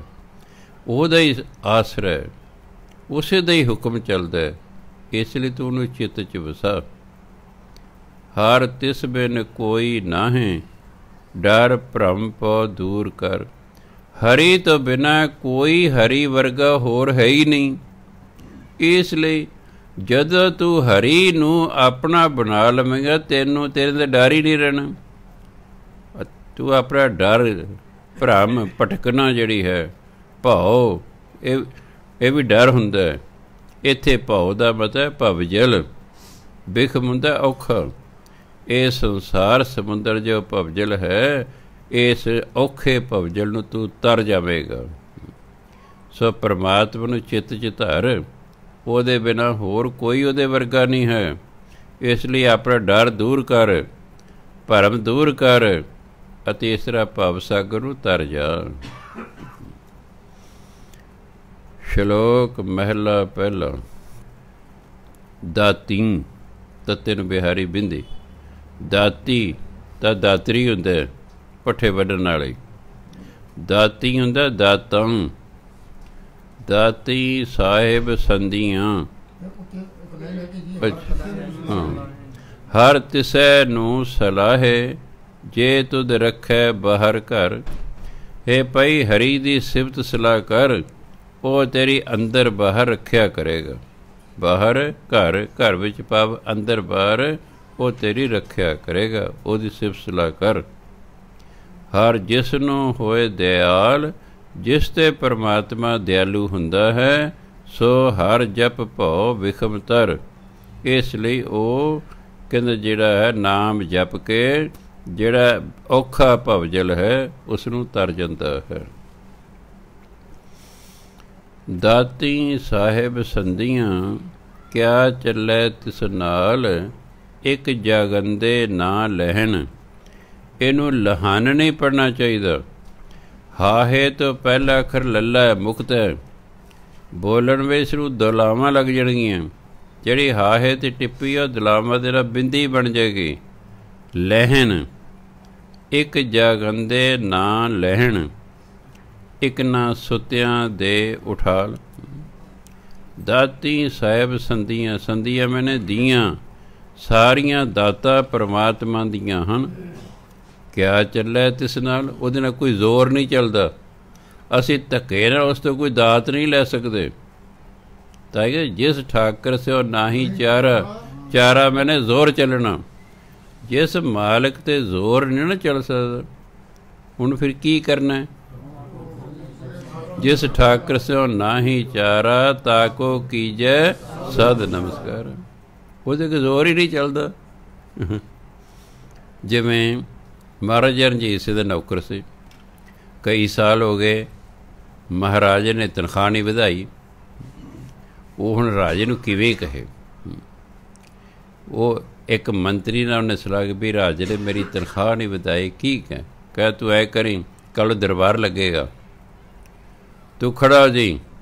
ਰਾਜੇ ਪੁੱਛੇ, ਹਾਂ ਬਈ ਕੀ ਗੱਲ ਹੈ? ਤੂੰ ਕਹੇ, ਰਾਜਾ ਜੀ ਮੇਰੀ ਤਨਖਾਹ ਵਧਾ ਦਿਓ, ਵਰਨਾ ਬਤੇ ਇੰਨੀ ਕਹਿਣੇ। ਕਹਿੰਦੇ ਮਾਰਨ ਦੇ ਨੇ, ਕਦੇ ਕੁਛ ਨਹੀਂ ਕਹਿੰਦਾ। ਤੂੰ ਕਹੇ, ਰਾਜਾ ਜੀ ਮੇਰੀ ਤਨਖਾਹ ਵਧਾ ਦਿਓ, ਵਰਨਾ। ਅਗਲੇ ਭਰੀ ਸਭਾ 'ਚ कहता ਮਹਾਰਾਜਾ ਜੀ ਮੇਰੀ ਤਨਖਾਹ ਵਧਾ ਦਿਓ, ਵਰਨਾ। ਉਹ ਕਹਿੰਦੇ ਵਰਨਾ ਕੀ ਕਰੇਗਾ ਓਏ? ਕਹੇ ਜੀ ਇਸੇ ਤਨਖਾਹ 'ਤੇ ਕੰਮ ਕਰਾਂਗਾ। ਰਣਜੀਤ ਸਿੰਘ ਹੱਸ ਪਏ, ਕਹਿੰਦੇ ਵਧਾ ਦਿਓ ਭਾਈ ਦੀ ਤਨਖਾਹ। ਇਹੋ ਜਿਹੇ ਰਾਜੇ ਵੀ ਸਨ। ਸੋ ਇਸ ਲਈ ਦਾਤਾਂ ਸਾਰੀਆਂ ਰੱਬ ਕੋਲ ਨੇ, ਅਤੇ ਉਹਦੇ ਅੱਗੇ ਸਾਡਾ ਜ਼ੋਰ ਨਹੀਂ। ਕਿਆ ਚੱਲੇ ਤਿਸ ਨਾਲ, ਉਹਦੇ ਨਾਲ ਕੋਈ ਜ਼ੋਰ ਨਹੀਂ ਚੱਲਦਾ। ਇੱਕ ਜਾਗੰਦੇ ਨਾ ਲਹਿਣ, ਇੱਕ ਜਾਗ ਰਹੇ ਨੇ, ਭਾਵ ਯਤਨਸ਼ੀਲ ਨੇ, ਉਹਨਾਂ ਨੂੰ ਮਿਲਦੀ ਹੀ ਨਹੀਂ ਦਾਤ। ਇੱਕ ਨਾ ਸੁੱਤਿਆਂ ਦੇ ਉਠਾਲ, ਅਤੇ ਕਈਆਂ ਨੂੰ ਸੁੱਤਿਆਂ ਹੋਇਆਂ ਨੂੰ ਉਹ ਮੰਗ ਵੀ ਨਹੀਂ ਰਹੇ ਅਤੇ ਉਹਨੂੰ ਉਠਾ ਕੇ ਦਾਤਾ ਦਾਤ ਦੇ ਦਿੰਦਾ। ਜਿਵੇਂ ਸੱਜਣ ਠੱਗ ਹੈ, ਗੁਰੂ ਨਾਨਕ ਦੇਵ ਜੀ ਆਪ ਆਏ, ਉਹ ਤਾਂ ਆਪਣੇ ਠੱਗੀਆਂ 'ਚ ਲੱਗਾ ਹੋਇਆ। ਉਹਦੇ ਕੋਈ ਇੱਛਾ ਨਹੀਂ ਨਾਮ ਦੀ, ਕੋਈ ਇੱਛਾ ਨਹੀਂ ਪਰਮਾਤਮਾ ਨੂੰ ਮਿਲਣ ਦੀ। ਪਰਮਾਤਮਾ ਨੇ ਗੁਰੂ ਨੂੰ ਭੇਜਿਆ, ਜਾ ਇਹਨੂੰ ਨਾਮ ਦੀ ਦਾਤ ਦੇ ਕੇ ਆ। ਤੇ ਗੁਰੂ ਮਹਾਰਾਜ ਨੇ ਉਸ ਸੁੱਤੇ ਹੋਏ ਨੂੰ ਜਗਾ ਕੇ ਨਾਮ ਦੀ ਦਾਤ ਦੇਤੀ। ਇਹ ਮਰਜ਼ੀ ਉਹ ਦਾਤੇ ਦੀ। ਦਾਤੈ ਦਾਤ ਰੱਖੀਆ ਤਾਪਰੇ, ਜਿਸ ਭਾਵੈ ਤਿਸ ਦੇ। ਇਹ ਦਾਤ ਉਹਦੇ ਹੱਥ 'ਚ ਹੈ, ਜਿਹਨੂੰ ਮਰਜ਼ੀ ਹੈ ਦੇਵੇ ਨਾ ਦੇਵੇ। ਸਾਡਾ ਜ਼ੋਰ ਨਹੀਂ ਚੱਲ ਸਕਦਾ, ਅਸੀਂ ਤੈਨੂੰ ਬੇਨਤੀ ਹੀ ਕਰ ਸਕਦੇ ਹਾਂ। ਇੱਕ ਜਾਗੰਦੇ ਨਾ ਲੈਣ, ਇੱਕ ਜਾਗਦੇ ਹੋਏ ਨੇ ਭਾਵ ਇੱਕ ਯਤਨਸ਼ੀਲ ਨੇ, ਉਹਨਾਂ ਨੂੰ ਦਾਤ ਮਿਲ ਨਹੀਂ ਰਹੀ। ਇੱਕ ਨਾ ਸੁੱਤਿਆਂ ਦੇ ਉਠਾਲ, ਤੇ ਕਈ ਯਤਨ ਹੀ ਨਹੀਂ ਕਰਦੇ, ਸੁੱਤੇ ਹੋਏ ਨੇ ਉਹਨਾਂ ਜਗਾ ਕੇ ਰੱਬ ਦਾਤ ਦਿੰਦਾ ਹੈ। ਉਹਦੀ ਮਰਜ਼ੀ ਹੈ। ਅਸਲ ਪਤਾ ਕੀ ਹੈ, ਇਹ ਕਿਉਂ ਹੁੰਦਾ? ਇੱਕ ਬੰਦੇ ਦੇ ਮਾੜੇ ਕਰਮ ਚੱਲ ਰਹੇ ਨੇ, ਉਹ ਮਾੜੇ ਕੰਮ ਕਰ ਰਿਹਾ ਇੱਥੇ, ਉਹ ਮਾੜੇ ਕਰਮ ਹੁਣ ਗਏ ਨੇ ਮੁੱਕ, ਹੁਣ ਚੰਗੇ ਕਰਮ ਦੀ ਆ ਗਈ ਵਾਰੀ। ਠੀਕ ਹੈ, ਜਦੋਂ ਚੰਗੇ ਕਰਮ ਦੀ ਵਾਰੀ ਆਵੇਗੀ ਫਿਰ ਪਰਮਾਤਮਾ ਕਿਰਪਾ ਕਰੇਗਾ। ਉਹ ਹੁਣ ਸੁੱਤਾ ਪਿਆ, ਭਾਵ ਰੱਬ ਨੂੰ ਮਿਲਣ ਲਈ ਕੋਈ ਯਤਨ ਨਹੀਂ ਕਰ ਰਿਹਾ, ਪਰ ਉਹ ਪਿਛਲੇ ਚੰਗੇ ਕਰਮ ਦੀ ਹੁਣ ਵਾਰੀ ਆ ਗਈ ਹੈ। ਇਸ ਲਈ ਨਾ ਚਾਹੁੰਦਿਆਂ ਹੋਇਆਂ ਵੀ, ਨਾ ਮੰਗਦਿਆਂ ਹੋਇਆਂ ਵੀ ਪਰਮਾਤਮਾ ਨੂੰ ਦਾਤ ਦਿੱਤੀ, ਕਿਉਂਕਿ ਉਹਦੇ ਕਰਮ ਦੀ ਵਾਰੀ ਆ ਗਈ ਚੰਗੇ ਦੀ, ਉਹ ਫਲ ਦੇਣਾ ਸੀ। ਇਸ ਕਰਕੇ ਸੁੱਤੇ ਨੂੰ ਜਗਾ ਕੇ ਦਿੰਦਾ ਆ ਭਾਵ। ਕਈ ਵਾਰੀ ਆਪਣਾ ਪਿਛਲੇ ਜਨਮ ਦਾ ਚੰਗਾ ਕਰਮ ਚੱਲ ਰਿਹਾ, ਇੱਥੇ ਮੌਜਾਂ ਹੀ ਮੌਜਾਂ ਨੇ, ਅਚਾਨਕ ਉਹ ਕਰਮ ਮੁੱਕ ਗਿਆ, ਕੋਈ ਮਾੜੇ ਕਰਮ ਦੀ ਵਾਰੀ ਆ ਗਈ ਹੈ, ਬਸ ਕੋਈ ਨਾ ਕੋਈ ਵਕਤ ਖੜਾ ਹੋ ਜਾਏਗਾ। ਇਲਾਕਾ ਜੀ ਪਹਿਲਾਂ ਤਾਂ ਬੜਾ ਵਪਾਰ ਚੱਲਦਾ ਸੀ, ਹੁਣ ਰੁਕ ਗਿਆ ਜੀ, ਪਹਿਲਾਂ ਤਾਂ ਬੜੀ ਮੌਜ ਸੀ, ਹੁਣ ਵਕਤ ਖੜਾ ਹੋ ਗਿਆ। ਮੈਂ ਭਾਈ ਹੁਣ ਮਾੜਾ ਕਰਮ ਪਿਛਲਾ ਸ਼ੁਰੂ ਹੋ ਗਿਆ, ਕੋਈ ਪਹਿਲਾਂ ਚੰਗਾ ਚੱਲਦਾ ਸੀ, ਤੇਰਾ ਚੱਲੀ ਗਿਆ ਵਧੀਆ, ਕਰਮਾਂ ਦਾ ਭੁਗਤਾਨ ਹੈ। ਹੁਣ ਭਾਈ ਤੂੰ ਭਜਨ ਬੰਦਗੀ ਕਰ ਤਾਂ ਜੋ ਤੇਰਾ ਕਰਮ ਕੱਟ ਜਾਵੇ। ਸੋ ਤਾਂ ਕਹਿੰਦੇ ਮਹਿਲਾ ਪਹਿਲਾ, ਸਿਦਕ ਸਬੂਰੀ ਸਾਧਕਾਂ ਸਬਰ ਤੋਸ਼ਾ। ਇਹਨੂੰ ਤੋਸ਼ਾ ਪੜ੍ਹਨਾ, ਸੱਸੇ ਦੇ ਪੈਰ 'ਚ ਬਿੰਦੀ, ਪੈਰ 'ਚ ਹਾਹਾ, ਤੋਸ਼ਾ। ਪੁਰਾਣੇ ਜ਼ਮਾਨੇ 'ਚ ਜਿਹੜੀ ਬਹੁਤ ਕੀਮਤੀ ਚੀਜ਼ਾਂ ਰਾਜਿਆਂ ਕੋਲੇ ਹੁੰਦੀ ਸੀ, ਉਹਨਾਂ ਤੋਸ਼ਾ ਖਾਨਾ ਬਣਾਇਆ ਹੋਇਆ ਸੀ, ਉਹਦੇ 'ਚ ਰੱਖਦੇ ਸਨ। ਹਰਿਮੰਦਰ ਸਾਹਿਬ ਵੀ ਤੋਸ਼ਾ ਖਾਨਾ ਹੈ, ਜਿੱਥੇ ਬਹੁਤ ਕੀਮਤੀ ਚੀਜ਼ਾਂ ਰੱਖੀਆਂ ਹੋਈਆਂ ਨੇ, ਜੋ ਦੀਵਾਲੀ ਵਾਲੇ ਦਿਨ, ਚੌਥੇ ਪਾਤਸ਼ਾਹ ਦੇ ਪ੍ਰਕਾਸ਼ ਵਾਲੇ ਦਿਨ, ਇਹਨਾਂ ਦਿਨਾਂ 'ਤੇ ਉਹ ਵਿਖਾਉਂਦੇ ਨੇ ਸਾਰਿਆਂ ਨੂੰ, ਉਹਨੂੰ ਜਲਾਓ ਕਹਿੰਦੇ ਨੇ। ਬਹੁਤ ਜਿਹੜੀ ਕੀਮਤੀਆਂ ਚੀਜ਼ਾਂ ਨੇ ਉਹ ਰੱਖੀਆਂ ਹੋਈਆਂ, ਉਹ ਹਰ ਰੋਜ਼ ਨਹੀਂ ਵਿਖਾਉਂਦੇ, ਉਹ ਸਾਲ 'ਚ 4 ਵਾਰ ਹੀ ਵਿਖਾਉਂਦੇ ਹਨ। ਬੜਾ ਮਹਿੰਗਾ ਚੰਦੋਆ ਪਿਆ। ਮਹਾਰਾਜਾ ਰਣਜੀਤ ਸਿੰਘ ਨੇ ਆਪਣੇ ਪੁੱਤਰ ਸ਼ੇਰ ਸਿੰਘ ਦਾ ਮੰਗਣਾ ਕਰਨਾ ਸੀ। ਹੈਦਰਾਬਾਦ ਦਾ ਜਿਹੜਾ ਰਾਜਾ ਸੀ, ਮਹਾਰਾਜਾ ਰਣਜੀਤ ਸਿੰਘ ਦਾ ਦੋਸਤ ਸੀ, ਹੈਦਰਾਬਾਦ ਦਾ ਰਾਜਾ। ਤਾਂ ਹੀ ਮਹਾਰਾਜਾ ਰਣਜੀਤ ਸਿੰਘ ਨੇ ਉਸ ਤੋਂ ਥਾਂ ਲੈ ਕੇ ਹਜ਼ੂਰ ਸਾਹਿਬ ਗੁਰਦੁਆਰਾ ਬਣਾਇਆ ਸੀ। ਹੈਦਰਾਬਾਦ ਦਾ ਰਾਜਾ ਮਹਾਰਾਜਾ ਰਣਜੀਤ ਸਿੰਘ ਦਾ ਦੋਸਤ ਸੀ। ਉਹਨੇ ਫਿਰ ਇਨਵਾਈਟ ਕਰਨਾ ਸੀ, ਰਾਜੇ ਨੇ ਸੱਦੇ ਨਾ। ਉਹ ਫਿਰ ਚੰਦੋਆ ਲੈ ਕੇ ਆਇਆ ਵੀ ਇਹ ਲੜਕੇ ਦੇ ਉੱਤੇ ਤਾਣ ਲਓ ਅਤੇ ਉਹਦੇ ਹੇਠਾਂ ਲੜਕਾ ਬਿਠਾ ਕੇ ਮੰਗਣਾ ਕਰੋ। ਜਦੋਂ ਗੁਰੂ ਮਹਾਰਾਜ ਦੇਖਿਆ ਤਾਂ ਹੀਰੇ ਜਵਾਹਰਾਤਾਂ ਨਾਲ ਜੜਿਆ ਹੋਇਆ ਹੈ, ਉਹ ਕਹਿੰਦਾ ਇਹ ਮੇਰਾ ਲੜਕਾ ਇਹਦੇ ਹੇਠਾਂ ਬੈਠਣ ਦੇ ਯੋਗ ਨਹੀਂ ਹੈ, ਇਹ ਹਰਿਮੰਦਰ ਸਾਹਿਬ ਜਾਣਾ ਚਾਹੀਦਾ। ਅਤੇ ਮਹਾਰਾਜਾ ਰਣਜੀਤ ਸਿੰਘ ਨੇ ਉਹ ਚੰਦੋਆ ਸਾਹਿਬ ਹਰਿਮੰਦਰ ਸਾਹਿਬ ਭੇਜਤਾ, ਜਿਹੜਾ ਕਿ ਦੀਵਾਲੀ ਨੂੰ 4 ਵਾਰ 'ਚ ਵਿਖਾਉਂਦੇ ਨੇ। ਉਹ ਬਹੁਤ ਕੀਮਤੀ ਚੀਜ਼ਾਂ ਪਈਆਂ ਹੋਈਆਂ ਹਨ। ਉਹਨੂੰ ਕਹਿੰਦੇ ਨੇ ਤੋਸ਼ਾ, ਧਨ ਨੂੰ ਕਹਿੰਦੇ ਨੇ। ਧਨ ਨੂੰ ਕੀ ਕਹਿੰਦੇ ਫਾਰਸੀ 'ਚ? ਤੋਸ਼ਾ। ਸਿਦਕ ਸਬੂਰੀ ਸਾਧਕੰ ਸਬਰ ਤੋਸ਼ਾ ਮਲਾਇਕੰ ਦੀਦਾਰ ਪੂਰੇ ਪਾਇਸਾ ਥਾਉ ਨਾਹੀ ਖਾਇਕੰ। ਇਹ ਪਾਇਸਾ ਨਹੀਂ ਪੜ੍ਹਨਾ, ਪਾਇਸਾ ਪੜ੍ਹਨਾ, ਆਪਣੇ ਲਈ ਨਹੀਂ ਹੈ। ਜੇ ਪਾਇਸਾ ਪੜ੍ਹ ਦੇਂਗੇ ਫਿਰ ਆਪਣੇ ਲਈ ਹੋ ਜਾਏਗਾ। ਇਹ ਜਨਰਲ ਗੱਲ ਹੈ। ਸਿਦਕ ਸਬੂਰੀ, ਸਬਰ ਸੰਤੋਖ ਨੂੰ ਕਹਿੰਦੇ। ਸਿਦਕ ਸਬੂਰੀ, ਸਬਰ ਸੰਤੋਖ। ਸਾਧਕੰ, ਜਿਹੜੇ ਸਿਦਕਵਾਨ ਹਨ। ਇਹ ਫਾਰਸੀ ਦੀ ਲਾਈਨ ਹੈ ਸਾਰੀ। ਸਿਦਕ ਸਬੂਰੀ ਸਾਧਕਾ ਸਬਰ ਤੋਸ਼ਾ ਮਲਾਇਕਾ ਦੀਦਾਰ ਪੂਰੇ ਪਾਇਸਾ ਥਾਉ ਨਾਹੀ ਖਾਇਕੰ। ਇਹ ਜਿਹੜੀ ਪੰਗਤੀ ਹੈ ਇਹ ਫਾਰਸੀ ਦੀ ਹੈ। ਸਿਦਕ ਸਬੂਰੀ ਸਾਧਕਾਂ, ਸਾਧਕਾਂ ਮੈਨੇ ਸਿਦਕਵਾਨ।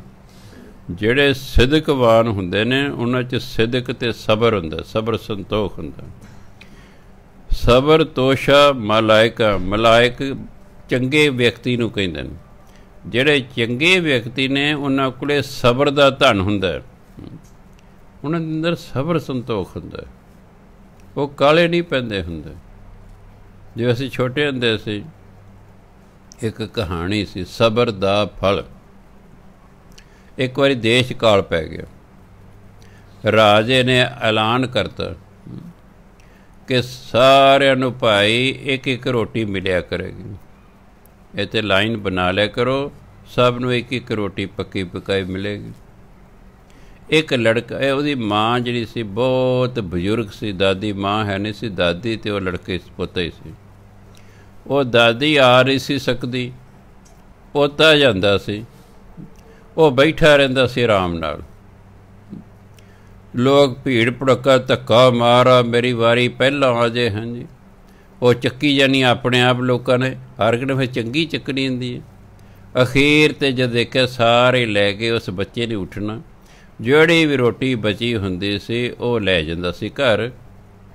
ਘਰ ਜਾ ਕੇ ਫਿਰ ਉਹ ਦਾਦਾ ਅਤੇ ਪੋਤਾ, ਦਾਦੀ ਅਤੇ ਪੋਤਾ ਅੱਧੀ ਦੀ ਰੋਟੀ ਕਰਕੇ ਖਾ ਲਿਆ ਕਰਦੇ ਸਨ। 10-12 ਦਿਨਾਂ ਬਾਅਦ ਰਾਜੇ ਨੇ ਆ ਕੇ ਉਹ ਪ੍ਰਬੰਧਕਾਂ ਨੂੰ ਪੁੱਛਿਆ, ਬਈ ਦੱਸੋ ਭਾਈ ਕਿਵੇਂ ਚੱਲ ਰਿਹਾ, ਕੋਈ ਖਾਸ ਗੱਲ ਹੋਵੇ। ਕਿ ਅਜੇ ਅਸੀਂ ਇੱਕ ਖਾਸ ਗੱਲ ਵੇਖੀ ਹੈ, ਬਾਕੀ ਸਾਰੇ ਧੱਕਾ ਮੁੱਕੀ ਹੁੰਦੇ, ਮੇਰੀ ਪਹਿਲਾਂ ਵਾਰੀ ਆਵੇ, ਮੇਰੀ ਪਹਿਲਾਂ। ਇੱਕ ਲੜਕਾ ਛੋਟਾ ਜਿਹਾ ਹੁੰਦਾ ਜੀ, ਉਹ ਬੈਠਾ ਰਹਿੰਦਾ, ਅਖੀਰ 'ਤੇ ਜਿਹੜੀ ਰੋਟੀ ਕੱਚੀ ਪੱਕੀ ਬਚਦੀ ਹੈ ਉਹ ਲੈ ਜਾਂਦਾ। ਕਹਿੰਦੇ ਅੱਛਾ ਇਸ ਤਰ੍ਹਾਂ ਕਰਨਾ, ਆ ਲਓ ਚੰਦ ਸੋਨੇ ਦਾ ਰੁਪਈਆ, ਜਿਹਨੂੰ ਮੋਹਰ ਕਹਿੰਦੇ, ਆ ਲਓ ਸੋਨੇ ਦੀ ਮੋਹਰ, ਇਹ ਪੇੜੇ 'ਚ ਗੁੰਨਣੀ ਹੈ। ਉਹ ਪੇੜਾ ਸਭ ਤੋਂ ਛੋਟਾ ਬਣਾਉਣਾ, ਸਾਰੇ ਪੇੜਿਆਂ ਤੋਂ ਛੋਟਾ ਬਣਾਉਣਾ ਉਹ, ਤਾਂ ਜੋ ਉਹਦੀ ਰੋਟੀ ਛੋਟੀ ਬਣੇ। ਸਾਰਿਆਂ ਨੇ ਵੱਡੀ ਵੱਡੀ ਰੋਟੀ ਚੱਕ ਲੈਣੀ ਹੈ, ਉਹ ਆਪੇ ਛੋਟੀ ਰੋਟੀ ਲੈ ਜਾਏਗਾ। ਉਹੀ ਗੱਲ ਹੋਈ, ਉਹਨੂੰ ਉਸ ਤਰ੍ਹਾਂ ਕੀਤਾ। ਸਾਰੇ ਵੱਡੀਆਂ ਵੱਡੀਆਂ ਰੋਟੀਆਂ ਲੈ ਗਏ, ਉਹ ਇੱਕ ਰੋਟੀ ਜਿਹੜੀ ਸਭ ਤੋਂ ਛੋਟੀ ਸੀ ਉਹ ਬਚੀ। ਲੜਕਾ ਉੱਠਿਆ, ਰੋਟੀ ਲੈ ਕੇ ਘਰ ਚਲਿਆ ਗਿਆ। ਘਰ ਜਦੋਂ ਦਾਦੀ ਨੇ 2 ਟੁਕੜੇ ਕੀਤੇ, ਵਿੱਚੋਂ ਸੋਨੇ ਦੀ ਮੋਹਰ ਨਿਕਲੀ। ਕਹਿੰਦੇ ਵੀ ਪੁੱਤਰ, ਇਹ ਨਾ ਗਲਤੀ ਨਾਲ ਉਹਨਾਂ ਤੋਂ ਮੋਹਰ ਵਿੱਚ ਪੈ ਗਈ ਹੈ, ਆ ਆਪਾਂ ਮੋੜ ਕੇ ਆਈਏ ਫਿਰ ਰੋਟੀ ਖਾਵਾਂਗੇ। ਉਹ ਉੱਥੇ ਆ ਗਏ ਨੇ, ਕਹਿੰਦੇ ਅਸੀਂ ਰਾਜਾ ਸਾਹਿਬ ਨੂੰ ਮਿਲਣਾ। ਉਹਨਾਂ ਮਿਲਾਤਾ। ਆਓ ਭਾਈ ਕਿਵੇਂ ਆਇਓ? ਕਹਿੰਦੀ ਜਿਹੜੀ ਸਾਨੂੰ ਰੋਟੀ ਮਿਲੀ ਸੀ ਬਸ ਬੱਚੇ ਨੂੰ, ਉਹ ਜੋ ਅਸੀਂ ਲੱਗੇ ਖਾਣ ਦੇ 2 ਟੁਕੜੇ ਕੀਤੇ ਤਾਂ ਜਿਹੜਾ ਹੈ ਆ ਵਿੱਚੋਂ ਸੋਨੇ ਦੀ ਮੋਹਰ ਨਿਕਲੀ ਹੈ, ਇਹ ਤੁਸੀਂ ਕਿਰਪਾ ਕਰਕੇ ਆਪਣੀ ਲੈ ਲਓ, ਗਲਤੀ ਨਾ ਪੈ ਗਈ ਹੋਣੀ। ਰਾਜਾ ਬੜਾ ਖੁਸ਼ ਹੋਇਆ। ਕਹਿੰਦੇ ਨਹੀਂ ਮਾਤਾ ਜੀ, ਤੁਹਾਡੇ ਬੱਚੇ 'ਚ ਬਹੁਤ ਸਬਰ ਸੰਤੋਖ ਹੈ, ਮੈਂ ਆਪ ਪਵਾਈ ਸੀ, ਇਹਨੂੰ ਇਨਾਮ ਦਿੱਤਾ ਹੈ, ਤੁਸੀਂ ਰੱਖੋ, ਇਹ ਤੁਸੀਂ ਰੱਖੋ, ਮੈਂ ਲੈਣ ਨਹੀਂ, ਇਹ ਬੱਚੇ ਨੂੰ ਇਨਾਮ ਹੈ ਸਬਰ ਸੰਤੋਖ ਦਾ। ਸੋ ਸਬਰ ਸੰਤੋਖ ਦੀ ਆਪਣੀ ਮਹਾਨਤਾ ਹੈ। ਸੋ ਤਾਂ ਕਹਿੰਦੇ ਨੇ ਸਬਰ ਤੋਸ਼ਾ ਮਲਾਇਕਾ, ਮਲਾਇਕ ਚੰਗਿਆਂ ਨੂੰ ਕਹਿੰਦੇ ਨੇ। ਜਿਹੜੇ ਚੰਗੇ ਇਨਸਾਨ ਨੇ ਉਹਨਾਂ ਦੇ ਕੋਲ ਸਬਰ ਦਾ, ਸਬਰ ਰੂਪੀ ਧਨ ਹੁੰਦਾ। ਜਿਹਦੇ ਸਿਦਕਵਾਨ ਨੇ ਉਹਨਾਂ ਕੋਲ ਸਬਰ ਸੰਤੋਖ ਹੁੰਦਾ ਹੈ। ਦੀਦਾਰ ਪੂਰੇ ਪਾਇਸਾ, ਇਹੋ ਜਿਹੇ ਲੋਕਾਂ ਨੂੰ ਪੂਰੇ ਪਰਮਾਤਮਾ ਦੇ ਦੀਦਾਰ ਹੁੰਦੇ ਨੇ, ਦਰਸ਼ਨ ਹੁੰਦੇ ਨੇ। ਦੀਦਾਰ ਫਾਰਸੀ ਦਾ ਸ਼ਬਦ ਹੈ ਦਰਸ਼ਨ। ਥਾਂ ਨਾਹੀਂ ਖਾਇਕਾਂ, ਖਾਇਕ ਮੂਰਖ ਨੂੰ ਕਹਿੰਦੇ ਨੇ, ਅਤੇ ਮੂਰਖਾਂ ਲਈ ਕੋਈ ਥਾਂ ਨਹੀਂ ਹੈ। ਪਰਮਾਤਮਾ ਦੇ ਦਰ 'ਤੇ ਮੂਰਖਾਂ ਲਈ ਕੋਈ ਥਾਂ ਨਹੀਂ, ਨਾਸਤਕਾਂ ਲਈ ਕੋਈ ਥਾਂ ਨਹੀਂ। ਪੌੜੀ ਸਭ ਆਪੇ ਤੁਧ ਉਪਾਇਕ ਹੈ, ਆਪ ਕਾਰੈ ਲਾਈ, ਤੂੰ ਆਪੇ ਵੇਖ ਵਿਗਸਦਾ, ਆਪਣੀ ਵਡਿਆਈ ਹਰ ਤੁਧੋਂ। ਹਾਹੇ ਤੇ ਟਿੱਪੀ, ਜਦੋਂ ਤੂੰ ਦਾ ਅਰਥ ਹੋਵੇ ਨਾ, ਤੁਧੋਂ ਦਾ ਮਤਲਬ ਤੇਰੇ ਤੂੰ, ਜਦੋਂ ਤੂੰ ਦਾ ਅਰਥ ਹੋਵੇ ਫਿਰ ਹਾਹੇ ਨੂੰ ਔਂਕੜ ਉੱਤੇ ਟਿੱਪੀ ਲੱਗ ਜਾ ਕਰਦੀ। ਜਿਵੇਂ ਘਰੋਂ, ਘਰ ਤੋਂ, ਧੁਰਾਹੋਂ, ਧੁਰ ਤੋਂ, ਸਕੂਲੋਂ, ਸਕੂਲ ਤੋਂ, ਦਫ਼ਤਰੋਂ, ਦਫ਼ਤਰ ਤੋਂ, ਤਾਂ ਇਸ ਤਰ੍ਹਾਂ ਲੱਗਦੇ ਜਦ ਤੋਂ ਦੀ ਭਾਵਨਾ ਹੋਵੇ। ਹਰ ਤੁਧੋਂ ਬਾਹਰ ਕਿਛ ਨਾਹੀਂ, ਤੂੰ ਸੱਚਾ ਸਾਈਂ। ਤੂੰ ਆਪੇ ਆਪ ਵਰਤਦਾ, ਸਭਨੀ ਹੀ ਥਾਈਂ। ਹਰ ਤਿਸੈ ਧਿਆਵੋ ਸੰਤ ਜਨੋ, ਜੋ ਲੈ ਛਡਾਈ। ਪੌੜੀ। ਸਭ ਆਪੇ ਤੁਧ ਉਪਾਇਕ ਹੈ। ਹੇ ਪਰਮਾਤਮਾ, ਹਰ ਇੱਕ ਨੂੰ ਤੂੰ ਹੀ ਪੈਦਾ ਕੀਤਾ, ਆਪ ਕਾਰੈ ਲਾਈ, ਅਤੇ ਸਾਰਿਆਂ ਨੂੰ ਕੰਮ 'ਚ ਲਾਇਆ ਹੋਇਆ, ਕਿਸੇ ਨੂੰ ਕਿਸੇ ਕੰਮ 'ਚ, ਕਿਸੇ ਨੂੰ ਕਿਸੇ ਕੰਮ 'ਚ। ਤਾਂ ਹੀ ਕਰੋ ਜਿੱਤ ਜਿੱਤ ਲਾਵੋ ਤਿਤ ਲਗਨਾ। ਜਿੱਧਰ ਜਿੱਧਰ ਪਰਮਾਤਮਾ ਨੇ ਕਿਸੇ ਨੂੰ ਲਾਇਆ ਹੋਇਆ, ਉਹ ਉੱਧਰ ਉੱਧਰ ਲੱਗਾ ਹੋਇਆ ਹੈ। ਅਸੀਂ ਆਪਣੀ ਮਰਜ਼ੀ ਨਾਲ ਸੰਥਿਆ ਲੈਣ ਨਹੀਂ ਲਈ, ਆਪਣੀ ਮਰਜ਼ੀ ਦੇ ਨਾਲ ਅਸੀਂ ਸਤਸੰਗ 'ਚ ਨਹੀਂ ਆਏ। ਇਹ ਤਾਂ ਪਰਮਾਤਮਾ ਦਾ ਹੁਕਮ ਹੈ ਸਾਨੂੰ ਅੰਦਰ ਖਾਤੇ ਕਿ ਜਾਓ ਸਤਸੰਗ 'ਚ, ਤਾਂ ਅਸੀਂ ਆਏ ਹਾਂ। ਉਹਨੇ ਸਾਨੂੰ ਇਸ ਪਾਸੇ ਲਾਇਆ। ਕਈਆਂ ਨੂੰ ਕਿਹਾ ਚਲੋ ਠੇਕੇ, ਆਹੀ ਠੇਕੇ ਦਾ ਵੇਲਾ ਹੈ ਨਾ। ਦਾਤੇ ਨੇ ਬੜਾ ਵਧੀਆ ਸਮਾਂ ਕੱਢਿਆ ਹੈ ਵੀ ਆਹੀ ਠੇਕੇ ਦਾ ਵੇਲਾ ਹੈ। ਇਸ ਵੇਲੇ ਸਤਸੰਗ ਸੱਦ ਲਓ, ਚਲੋ ਉਹਨੇ 'ਚ ਨੂੰ ਵੇਲਾ ਲੰਘ ਜਾਏਗਾ, ਉਹਨੇ 'ਚ ਨੂੰ ਵੇਲਾ ਲੰਘ ਜਾਏਗਾ। ਦੋਨੋਂ ਆਹੀ ਵੇਲੇ ਨੇ। ਉੱਥੇ ਵੀ ਖੂਬ ਰੌਣਕਾਂ ਨੇ। ਠੇਕਿਆਂ ਦੇ ਵਿੱਚ ਅਹਾਤੇ ਜਿਹੜੇ ਬਣੇ ਹੋਏ ਨੇ ਉਹ ਖੂਬ ਰੌਣਕਾਂ ਨੇ। ਜਿਹੜੇ ਹੋਟਲ ਬੜੇ ਜਿੱਥੇ ਮੀਟ ਸ਼ਰਾਬ ਵਰਤਾਈ ਜਾਂਦੀ, ਖੂਬ ਰੌਣਕਾਂ ਹੁੰਦੀਆਂ। ਇਸੇ ਤਰ੍ਹਾਂ ਹੀ ਸਤ ਸੰਗਤ ਦੇ ਵਿੱਚ ਜਿਹੜਾ ਆ ਜਾਏਗਾ ਫਿਰ ਉੱਧਰ ਨਹੀਂ ਜਾ ਸਕਦਾ। ਇੱਕੋ ਪਾਸੇ ਦੀ ਸੰਗਤ ਕੀਤੀ ਜਾ ਸਕਦੀ, ਦੋ ਪਾਸੇ ਦੀ ਕੀਤੀ ਨਹੀਂ ਜਾ ਸਕਦੀ। ਸੋ ਤੂੰ ਆਪ ਹੀ ਹਰ ਇੱਕ ਨੂੰ ਪੈਦਾ ਕੀਤਾ, ਆਪ ਨੂੰ ਤੂੰ ਕਾਰੇ ਲਾਈ। ਹਰ ਇੱਕ ਨੂੰ ਤੂੰ ਆਪ ਹੀ ਕੰਮ ਵਿੱਚ ਲਾਇਆ ਹੋਇਆ। ਕਾਰ ਮਨੇ ਕੰਮ। ਤੂੰ ਆਪੇ ਵੇਖ ਵਿਕਸਦਾ ਆਪਣੀ ਵਡਿਆਈ। ਤੂੰ ਆਪਣੀ ਵਡਿਆਈ ਨੂੰ ਆਪ ਹੀ ਵੇਖ ਕੇ ਖੁਸ਼ ਹੁੰਦਾ ਹੈ। ਜੋ ਤੂੰ ਕੀਤਾ ਕਹਿੰਦੇ ਉਸ ਨੂੰ ਵੇਖ ਕੇ ਤੂੰ ਖੁਸ਼ ਹੁੰਦਾ। ਹਰ ਤੁਧੋਂ ਬਾਹਰ ਕਿਛ ਨਾਹੀਂ, ਤੂੰ ਸੱਚਾ ਸਾਈਂ। ਹੈ ਪ੍ਰਭ, ਤੂੰ ਹੀ ਸਦਾ ਰਹਿਣ ਵਾਲਾ ਸਾਈਂ ਹੈ, ਮਾਲਕ ਹੈ। ਤੇਰੇ ਤੋਂ ਬਿਨਾਂ ਹੋਰ ਕੋਈ ਸਾਡਾ ਮਾਲਕ ਨਹੀਂ ਹੈ। ਪਰਮਾਤਮਾ ਹੀ ਸਭ ਦਾ ਮਾਲਕ ਹੈ। ਤੂੰ ਆਪੇ ਆਪ ਵਰਤਦਾ, ਸਭਨੀ ਹੀ ਥਾਈਂ। ਤੂੰ ਆਪ ਹੀ ਸਭ ਥਾਵਾਂ 'ਤੇ ਵਰਤ ਰਿਹਾ ਹੈ। ਇਹ ਨਹੀਂ ਕੋਈ ਥਾਂ ਹੈ ਅਤੇ ਕੋਈ ਨਹੀਂ ਹੈ। ਸਭ ਥਾਵਾਂ 'ਤੇ ਪਰਮਾਤਮਾ ਹੀ ਵਰਤ ਰਿਹਾ ਹੈ। ਹਰ ਤਿਸੈ ਧਿਆਵੋ ਸੰਤ ਜਨੋ, ਜੋ ਲੈ ਛਡਾਈ। ਹੇ ਸੰਤ ਜਨੋ, ਹੇ ਭਲੇ ਪੁਰਸ਼ੋ, ਉਸ ਪਰਮਾਤਮਾ ਨੂੰ ਧਿਆਓ, ਉਸ ਪਰਮਾਤਮਾ ਦਾ ਸਿਮਰਨ ਕਰੋ ਜੋ ਲੈ ਛਡਾਈ, ਜੋ ਸਾਨੂੰ ਅਖੀਰ 'ਤੇ ਜਮ੍ਹਾਂ ਤੋਂ ਛੁਡਾ ਲਵੇਗਾ। ਕਿਉਂਕਿ ਪਰਮਾਤਮਾ ਦਾ ਨਾਮ ਨਹੀਂ ਸਾਨੂੰ ਛਡਾਉਣਾ, ਨਾਮ ਨਹੀਂ ਨਾਲ ਜਾਣਾ। ਬਾਕੀ ਸੰਸਾਰਕ ਚੀਜ਼ਾਂ ਜੋ ਨਦਰੀ ਆਮ ਦਾ ਸਭ ਕੁਝ ਜਸ ਜੋ ਦਿਸ ਰਿਹਾ ਉਹ ਤਾਂ ਖਤਮ ਹੋ ਜਾਣਾ ਹੈ।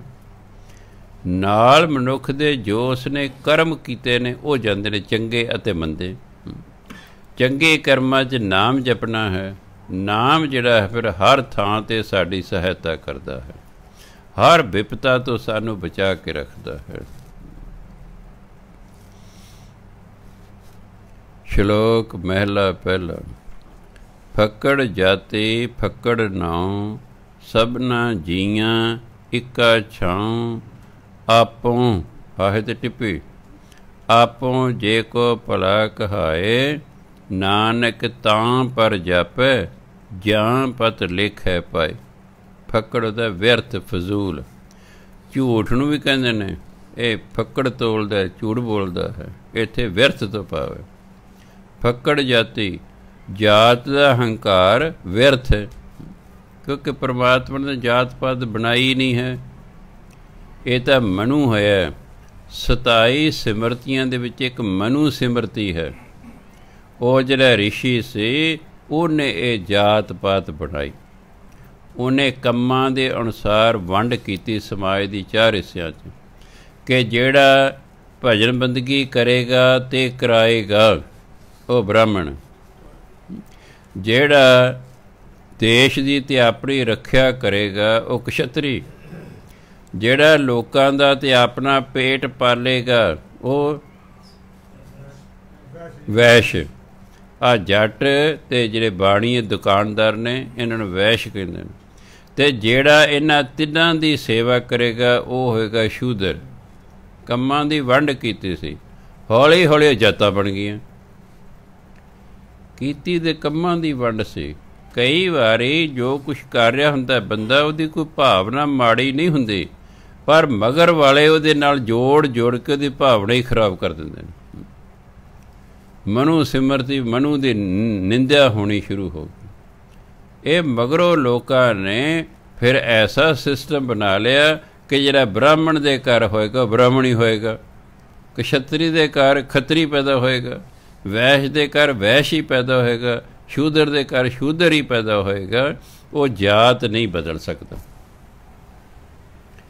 ਹਾਲਾਂਕਿ ਸ਼ੁਰੂ 'ਚ ਅਜਿਹਾ ਨਹੀਂ ਸੀ, ਪਰ ਇਹ ਕੱਟੜ ਲੋਕਾਂ ਨੇ ਫਿਰ ਪੱਕੇ ਤੌਰ 'ਤੇ ਇਹ ਕਰਤੀਆਂ ਅਤੇ ਫਿਰ ਇਹ ਜਾਤ ਪਾਤ ਦਾ ਰੂਪ ਧਾਰਨ ਕਰ ਗਏ। ਅਤੇ ਗੁਰੂ ਮਹਾਰਾਜ ਕਹਿੰਦੇ ਨੇ ਫੱਕੜ ਜਾਤੇ, ਜਾਤ ਦਾ ਹੰਕਾਰ ਕਰਨਾ ਵਿਅਰਥ ਹੈ। ਫੱਕੜ ਨਾਉ, ਆਪਣੇ ਆਪ ਨੂੰ ਉੱਚੇ ਨਾਮ ਵਾਲਾ ਸਦਾਉਣਾ, ਇਹ ਵੀ ਵਿਅਰਥ ਹੈ। ਸਭਨਾ ਜੀਆਂ ਇੱਕਾ ਛਾਉ, ਛਾਉ ਹੁੰਦਾ ਆਤਮਾ, ਸਾਰੇ ਜੀਵਾਂ 'ਚ ਇੱਕ ਆਤਮਾ ਹੀ ਹੈ। ਫਿਰ ਫਰਕ ਕਹਿੰਦੇ ਕੀ ਹੋਇਆ? ਜਦੋਂ ਸਾਰਿਆਂ ਦੇ ਵਿੱਚ ਆਤਮਾ ਹੀ ਇੱਕ ਹੈ ਤਾਂ ਫਿਰ ਤਾਂ ਪਰਮਾਤਮਾ ਦੀ ਨਜ਼ਰਾਂ 'ਚ ਕੋਈ ਫਰਕ ਨਹੀਂ। ਇਹ ਮਨੁੱਖ ਨੇ ਹੀ ਜਾਤਾਂ ਪਾਤਾਂ ਬਣਾਈਆਂ ਹਨ। ਮਨੁੱਖ ਹੀ ਕਾਨੂੰਨ ਬਣਾਉਂਦਾ, ਫਿਰ ਮਨੁੱਖ ਹੀ ਕਾਨੂੰਨਾਂ ਨੂੰ ਬਦਲ ਲੈਂਦਾ।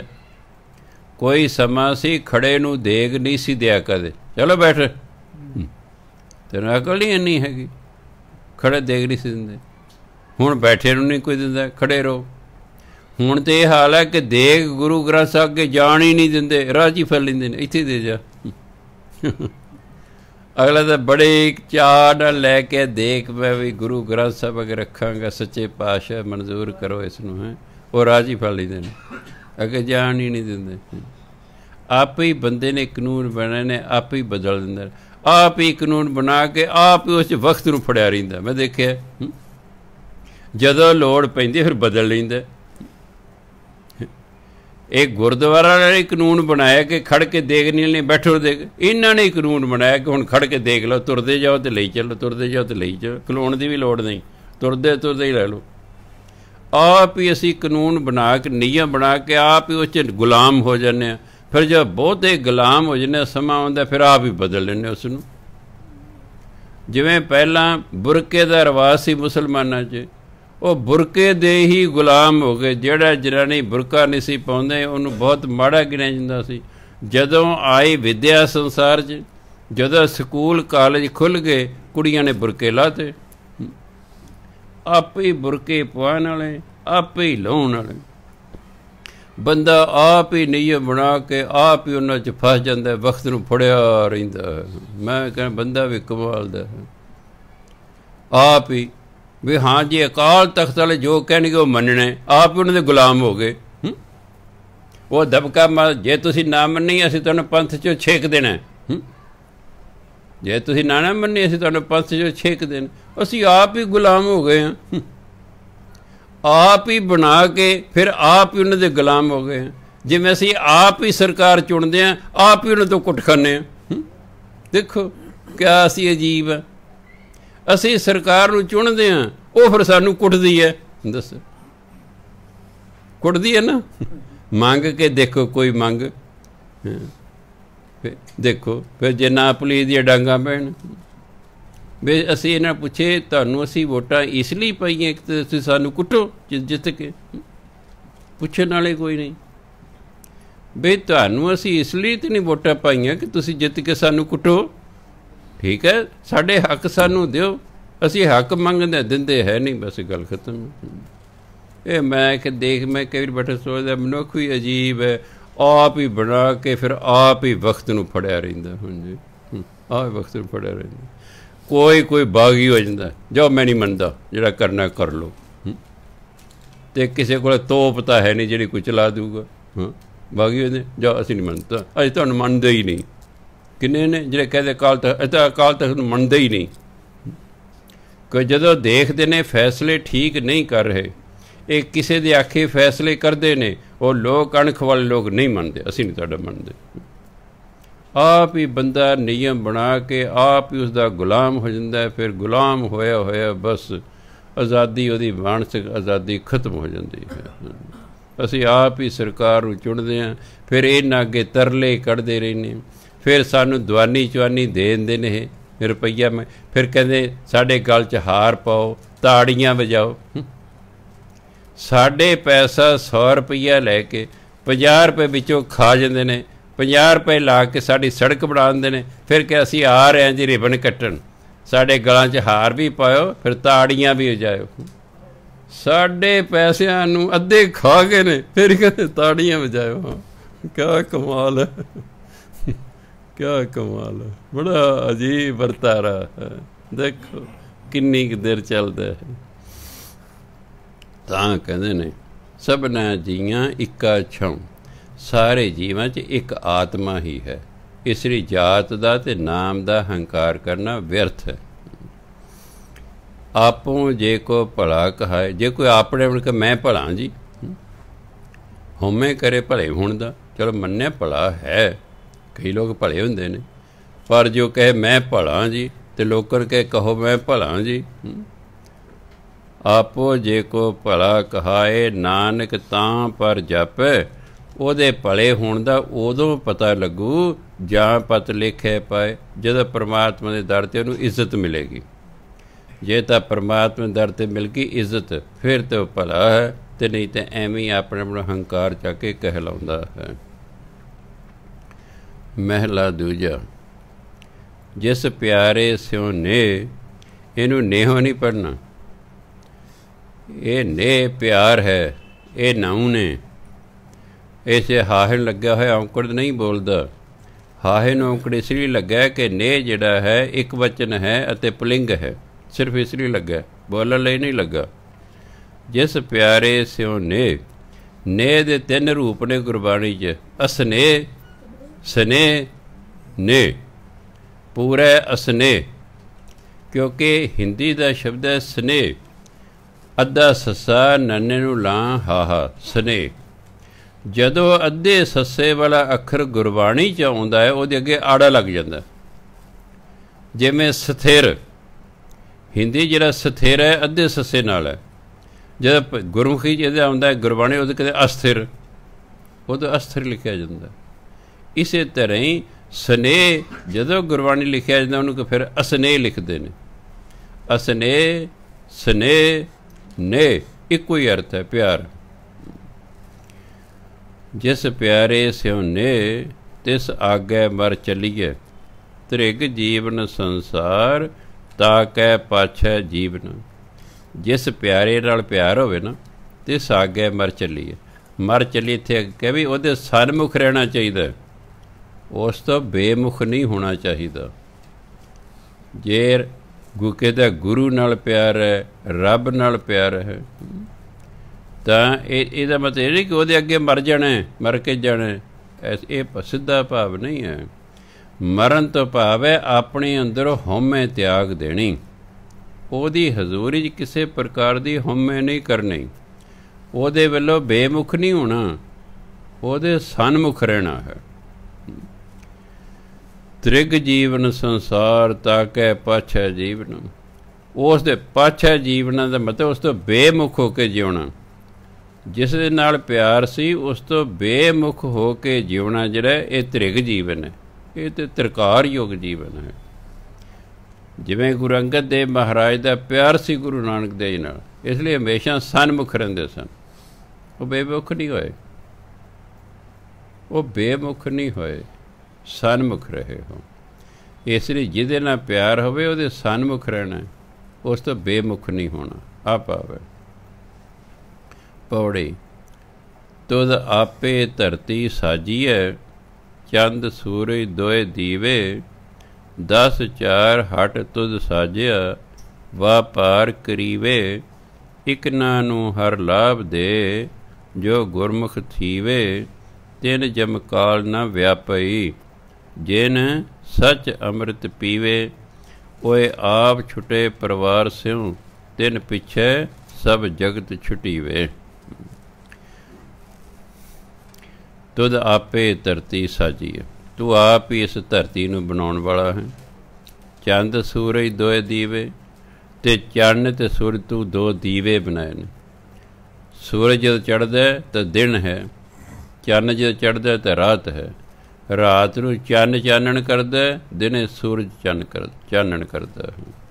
तू आप ही धरती बनाई है, आप ही दो दीवे सूरज ते चन्न बनाए हैं। 10 4 बने 14, 10 ते 4 14। हट तो हटी हुंदा भाव इत्थे 14 पुरीਆਂ ने। हिंदू धर्म अनुसार 7 आकाश ने, 7 पताल ने, टोटल 14 पुरीਆਂ। मुसलमानां दे अनुसार भी 14 पुरीਆਂ, ईसाइयां दे अनुसार भी 14 पुरीਆਂ, पर सिखां दे अनुसार लखां ही पुरीਆਂ ने। लख आकाशा आकाश, लख पताला पताल। 10 4 हट तुद साजिया।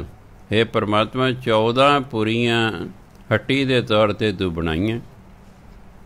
ਵਪਾਰ ਕਰੀਵੇ ਤਾਂ ਜੋ ਇਹਦੇ ਜਿਹੜੇ ਜੀਵ ਨੇ ਉਹ ਵਪਾਰ ਕਰ ਸਕਣ। ਕਾਹਦਾ ਵਪਾਰ? ਨਾਮ ਜਪਣ ਦਾ ਤੇ ਨਾਮ ਜਪਾਉਣ ਦਾ। ਅਸੀਂ ਇੱਕੋ ਵਪਾਰ ਕਰਨਾ ਹੈ ਸੰਸਾਰ 'ਚ, ਨਾਮ ਜਪਣਾ, ਨਾਮ ਜਪਾਉਣਾ। ਇਸ ਲਈ 14 ਪੁਰੀਆਂ ਬਣਾਈਆਂ ਨੇ, ਇੱਥੇ ਜੀਵ ਪੈਦਾ ਕੀਤੇ ਨੇ। ਇੱਕ ਨਾਂ ਨੂੰ ਹਰ ਲਾਭ ਦੇ ਜੋ ਗੁਰਮੁਖ ਥੀਵੇ। ਜਿਹੜੇ ਗੁਰਮੁਖ ਹੋ ਜਾਂਦੇ ਹਨ, ਜਿਹੜੇ ਗੁਰੂ ਦੇ ਆਖੇ ਲੱਗਦੇ ਹਨ, ਉਹਨਾਂ ਨੂੰ ਨਾਮ ਦਾ ਲਾਭ ਦਿੰਦਾ, ਉਹਨਾਂ ਨੂੰ ਲਾਭ ਪ੍ਰਾਪਤ ਹੁੰਦਾ। ਭਾਵ ਨਾਮ ਦੀ ਕਮਾਈ ਕਰਕੇ ਸੰਸਾਰ ਤੋਂ ਜਾਂਦੇ ਨੇ। ਤਿੰਨ ਜਮ ਕਾਲ ਨਾ ਵਿਆਪੇ, ਜਿਨ ਸੱਚ ਅੰਮ੍ਰਿਤ ਪੀਵੇ। ਜਿਨ੍ਹਾਂ ਨੇ ਪ੍ਰਮਾਤਮਾ ਦੇ ਨਾਮ ਦਾ ਅੰਮ੍ਰਿਤ ਪੀ ਲਿਆ ਨਾ, ਇਹ ਜਮਦੂਤ, ਮੌਤ ਦਾ ਕਾਲ ਦਾ ਦੂਤ ਜਮ, ਉਹਨੂੰ ਕੁਛ ਨਹੀਂ ਕਹਿੰਦਾ। ਵਿਆਪੀ ਹੁੰਦਾ ਪ੍ਰਭਾਵ ਪਾਉਣਾ। ਮੌਤ ਦਾ ਦੂਤ ਉਸ 'ਤੇ ਕੋਈ ਪ੍ਰਭਾਵ ਨਹੀਂ ਪਾ ਸਕਦਾ, ਪਰ ਉਹਦਾ ਕੋਈ ਪੇਸ਼ ਨਹੀਂ ਜਾਂਦੀ ਨਾਮ ਜਪਣ ਵਾਲੇ 'ਤੇ। ਉਹ ਆਪ ਛੁੱਟੇ ਪਰਿਵਾਰ ਸਿਉ। ਜਿਹੜੇ ਗੁਰਮੁਖ ਹੁੰਦੇ ਨੇ ਉਹ ਪਰਿਵਾਰ ਸਮੇਤ ਉਹਨਾਂ ਦਾ ਛੁਟਕਾਰਾ ਹੁੰਦਾ, ਭਾਵ ਸਾਗਰ ਤੋਂ ਤਰ ਜਾਂਦੇ ਨੇ। ਤਿੰਨ ਪਿੱਛੇ ਸਭ ਜਗਤ ਛੁਟੀਵੇ। ਅਤੇ ਜਿਹੜੇ ਉਹਨਾਂ ਦੇ ਪਿੱਛੇ ਲੱਗਦੇ ਨੇ, ਭਾਵ ਜਿਹੜੇ ਉਹਨਾਂ ਦੀ ਸਤ ਸੰਗਤ ਕਰਦੇ ਨੇ, ਜਿਹੜੇ ਉਹਨਾਂ ਵਰਗੇ ਜੀਵਨ ਜਿਉਂਦੇ ਨੇ, ਉਹ ਵੀ ਤਰ ਜਾਂਦੇ ਨੇ, ਉਹ ਵੀ ਜਮਾਂ ਦੀ ਮਾਰ ਤੋਂ ਛੁੱਟ ਜਾਂਦੇ ਹਨ। ਸਤਿਕਾਰਯੋਗ ਸਾਧ ਸੰਗਤ, ਸਮਾਂ ਹੋ ਗਿਆ। ਵਾਹਿਗੁਰੂ ਜੀ ਕਾ ਖਾਲਸਾ, ਵਾਹਿਗੁਰੂ ਜੀ ਕੀ ਫਤਿਹ।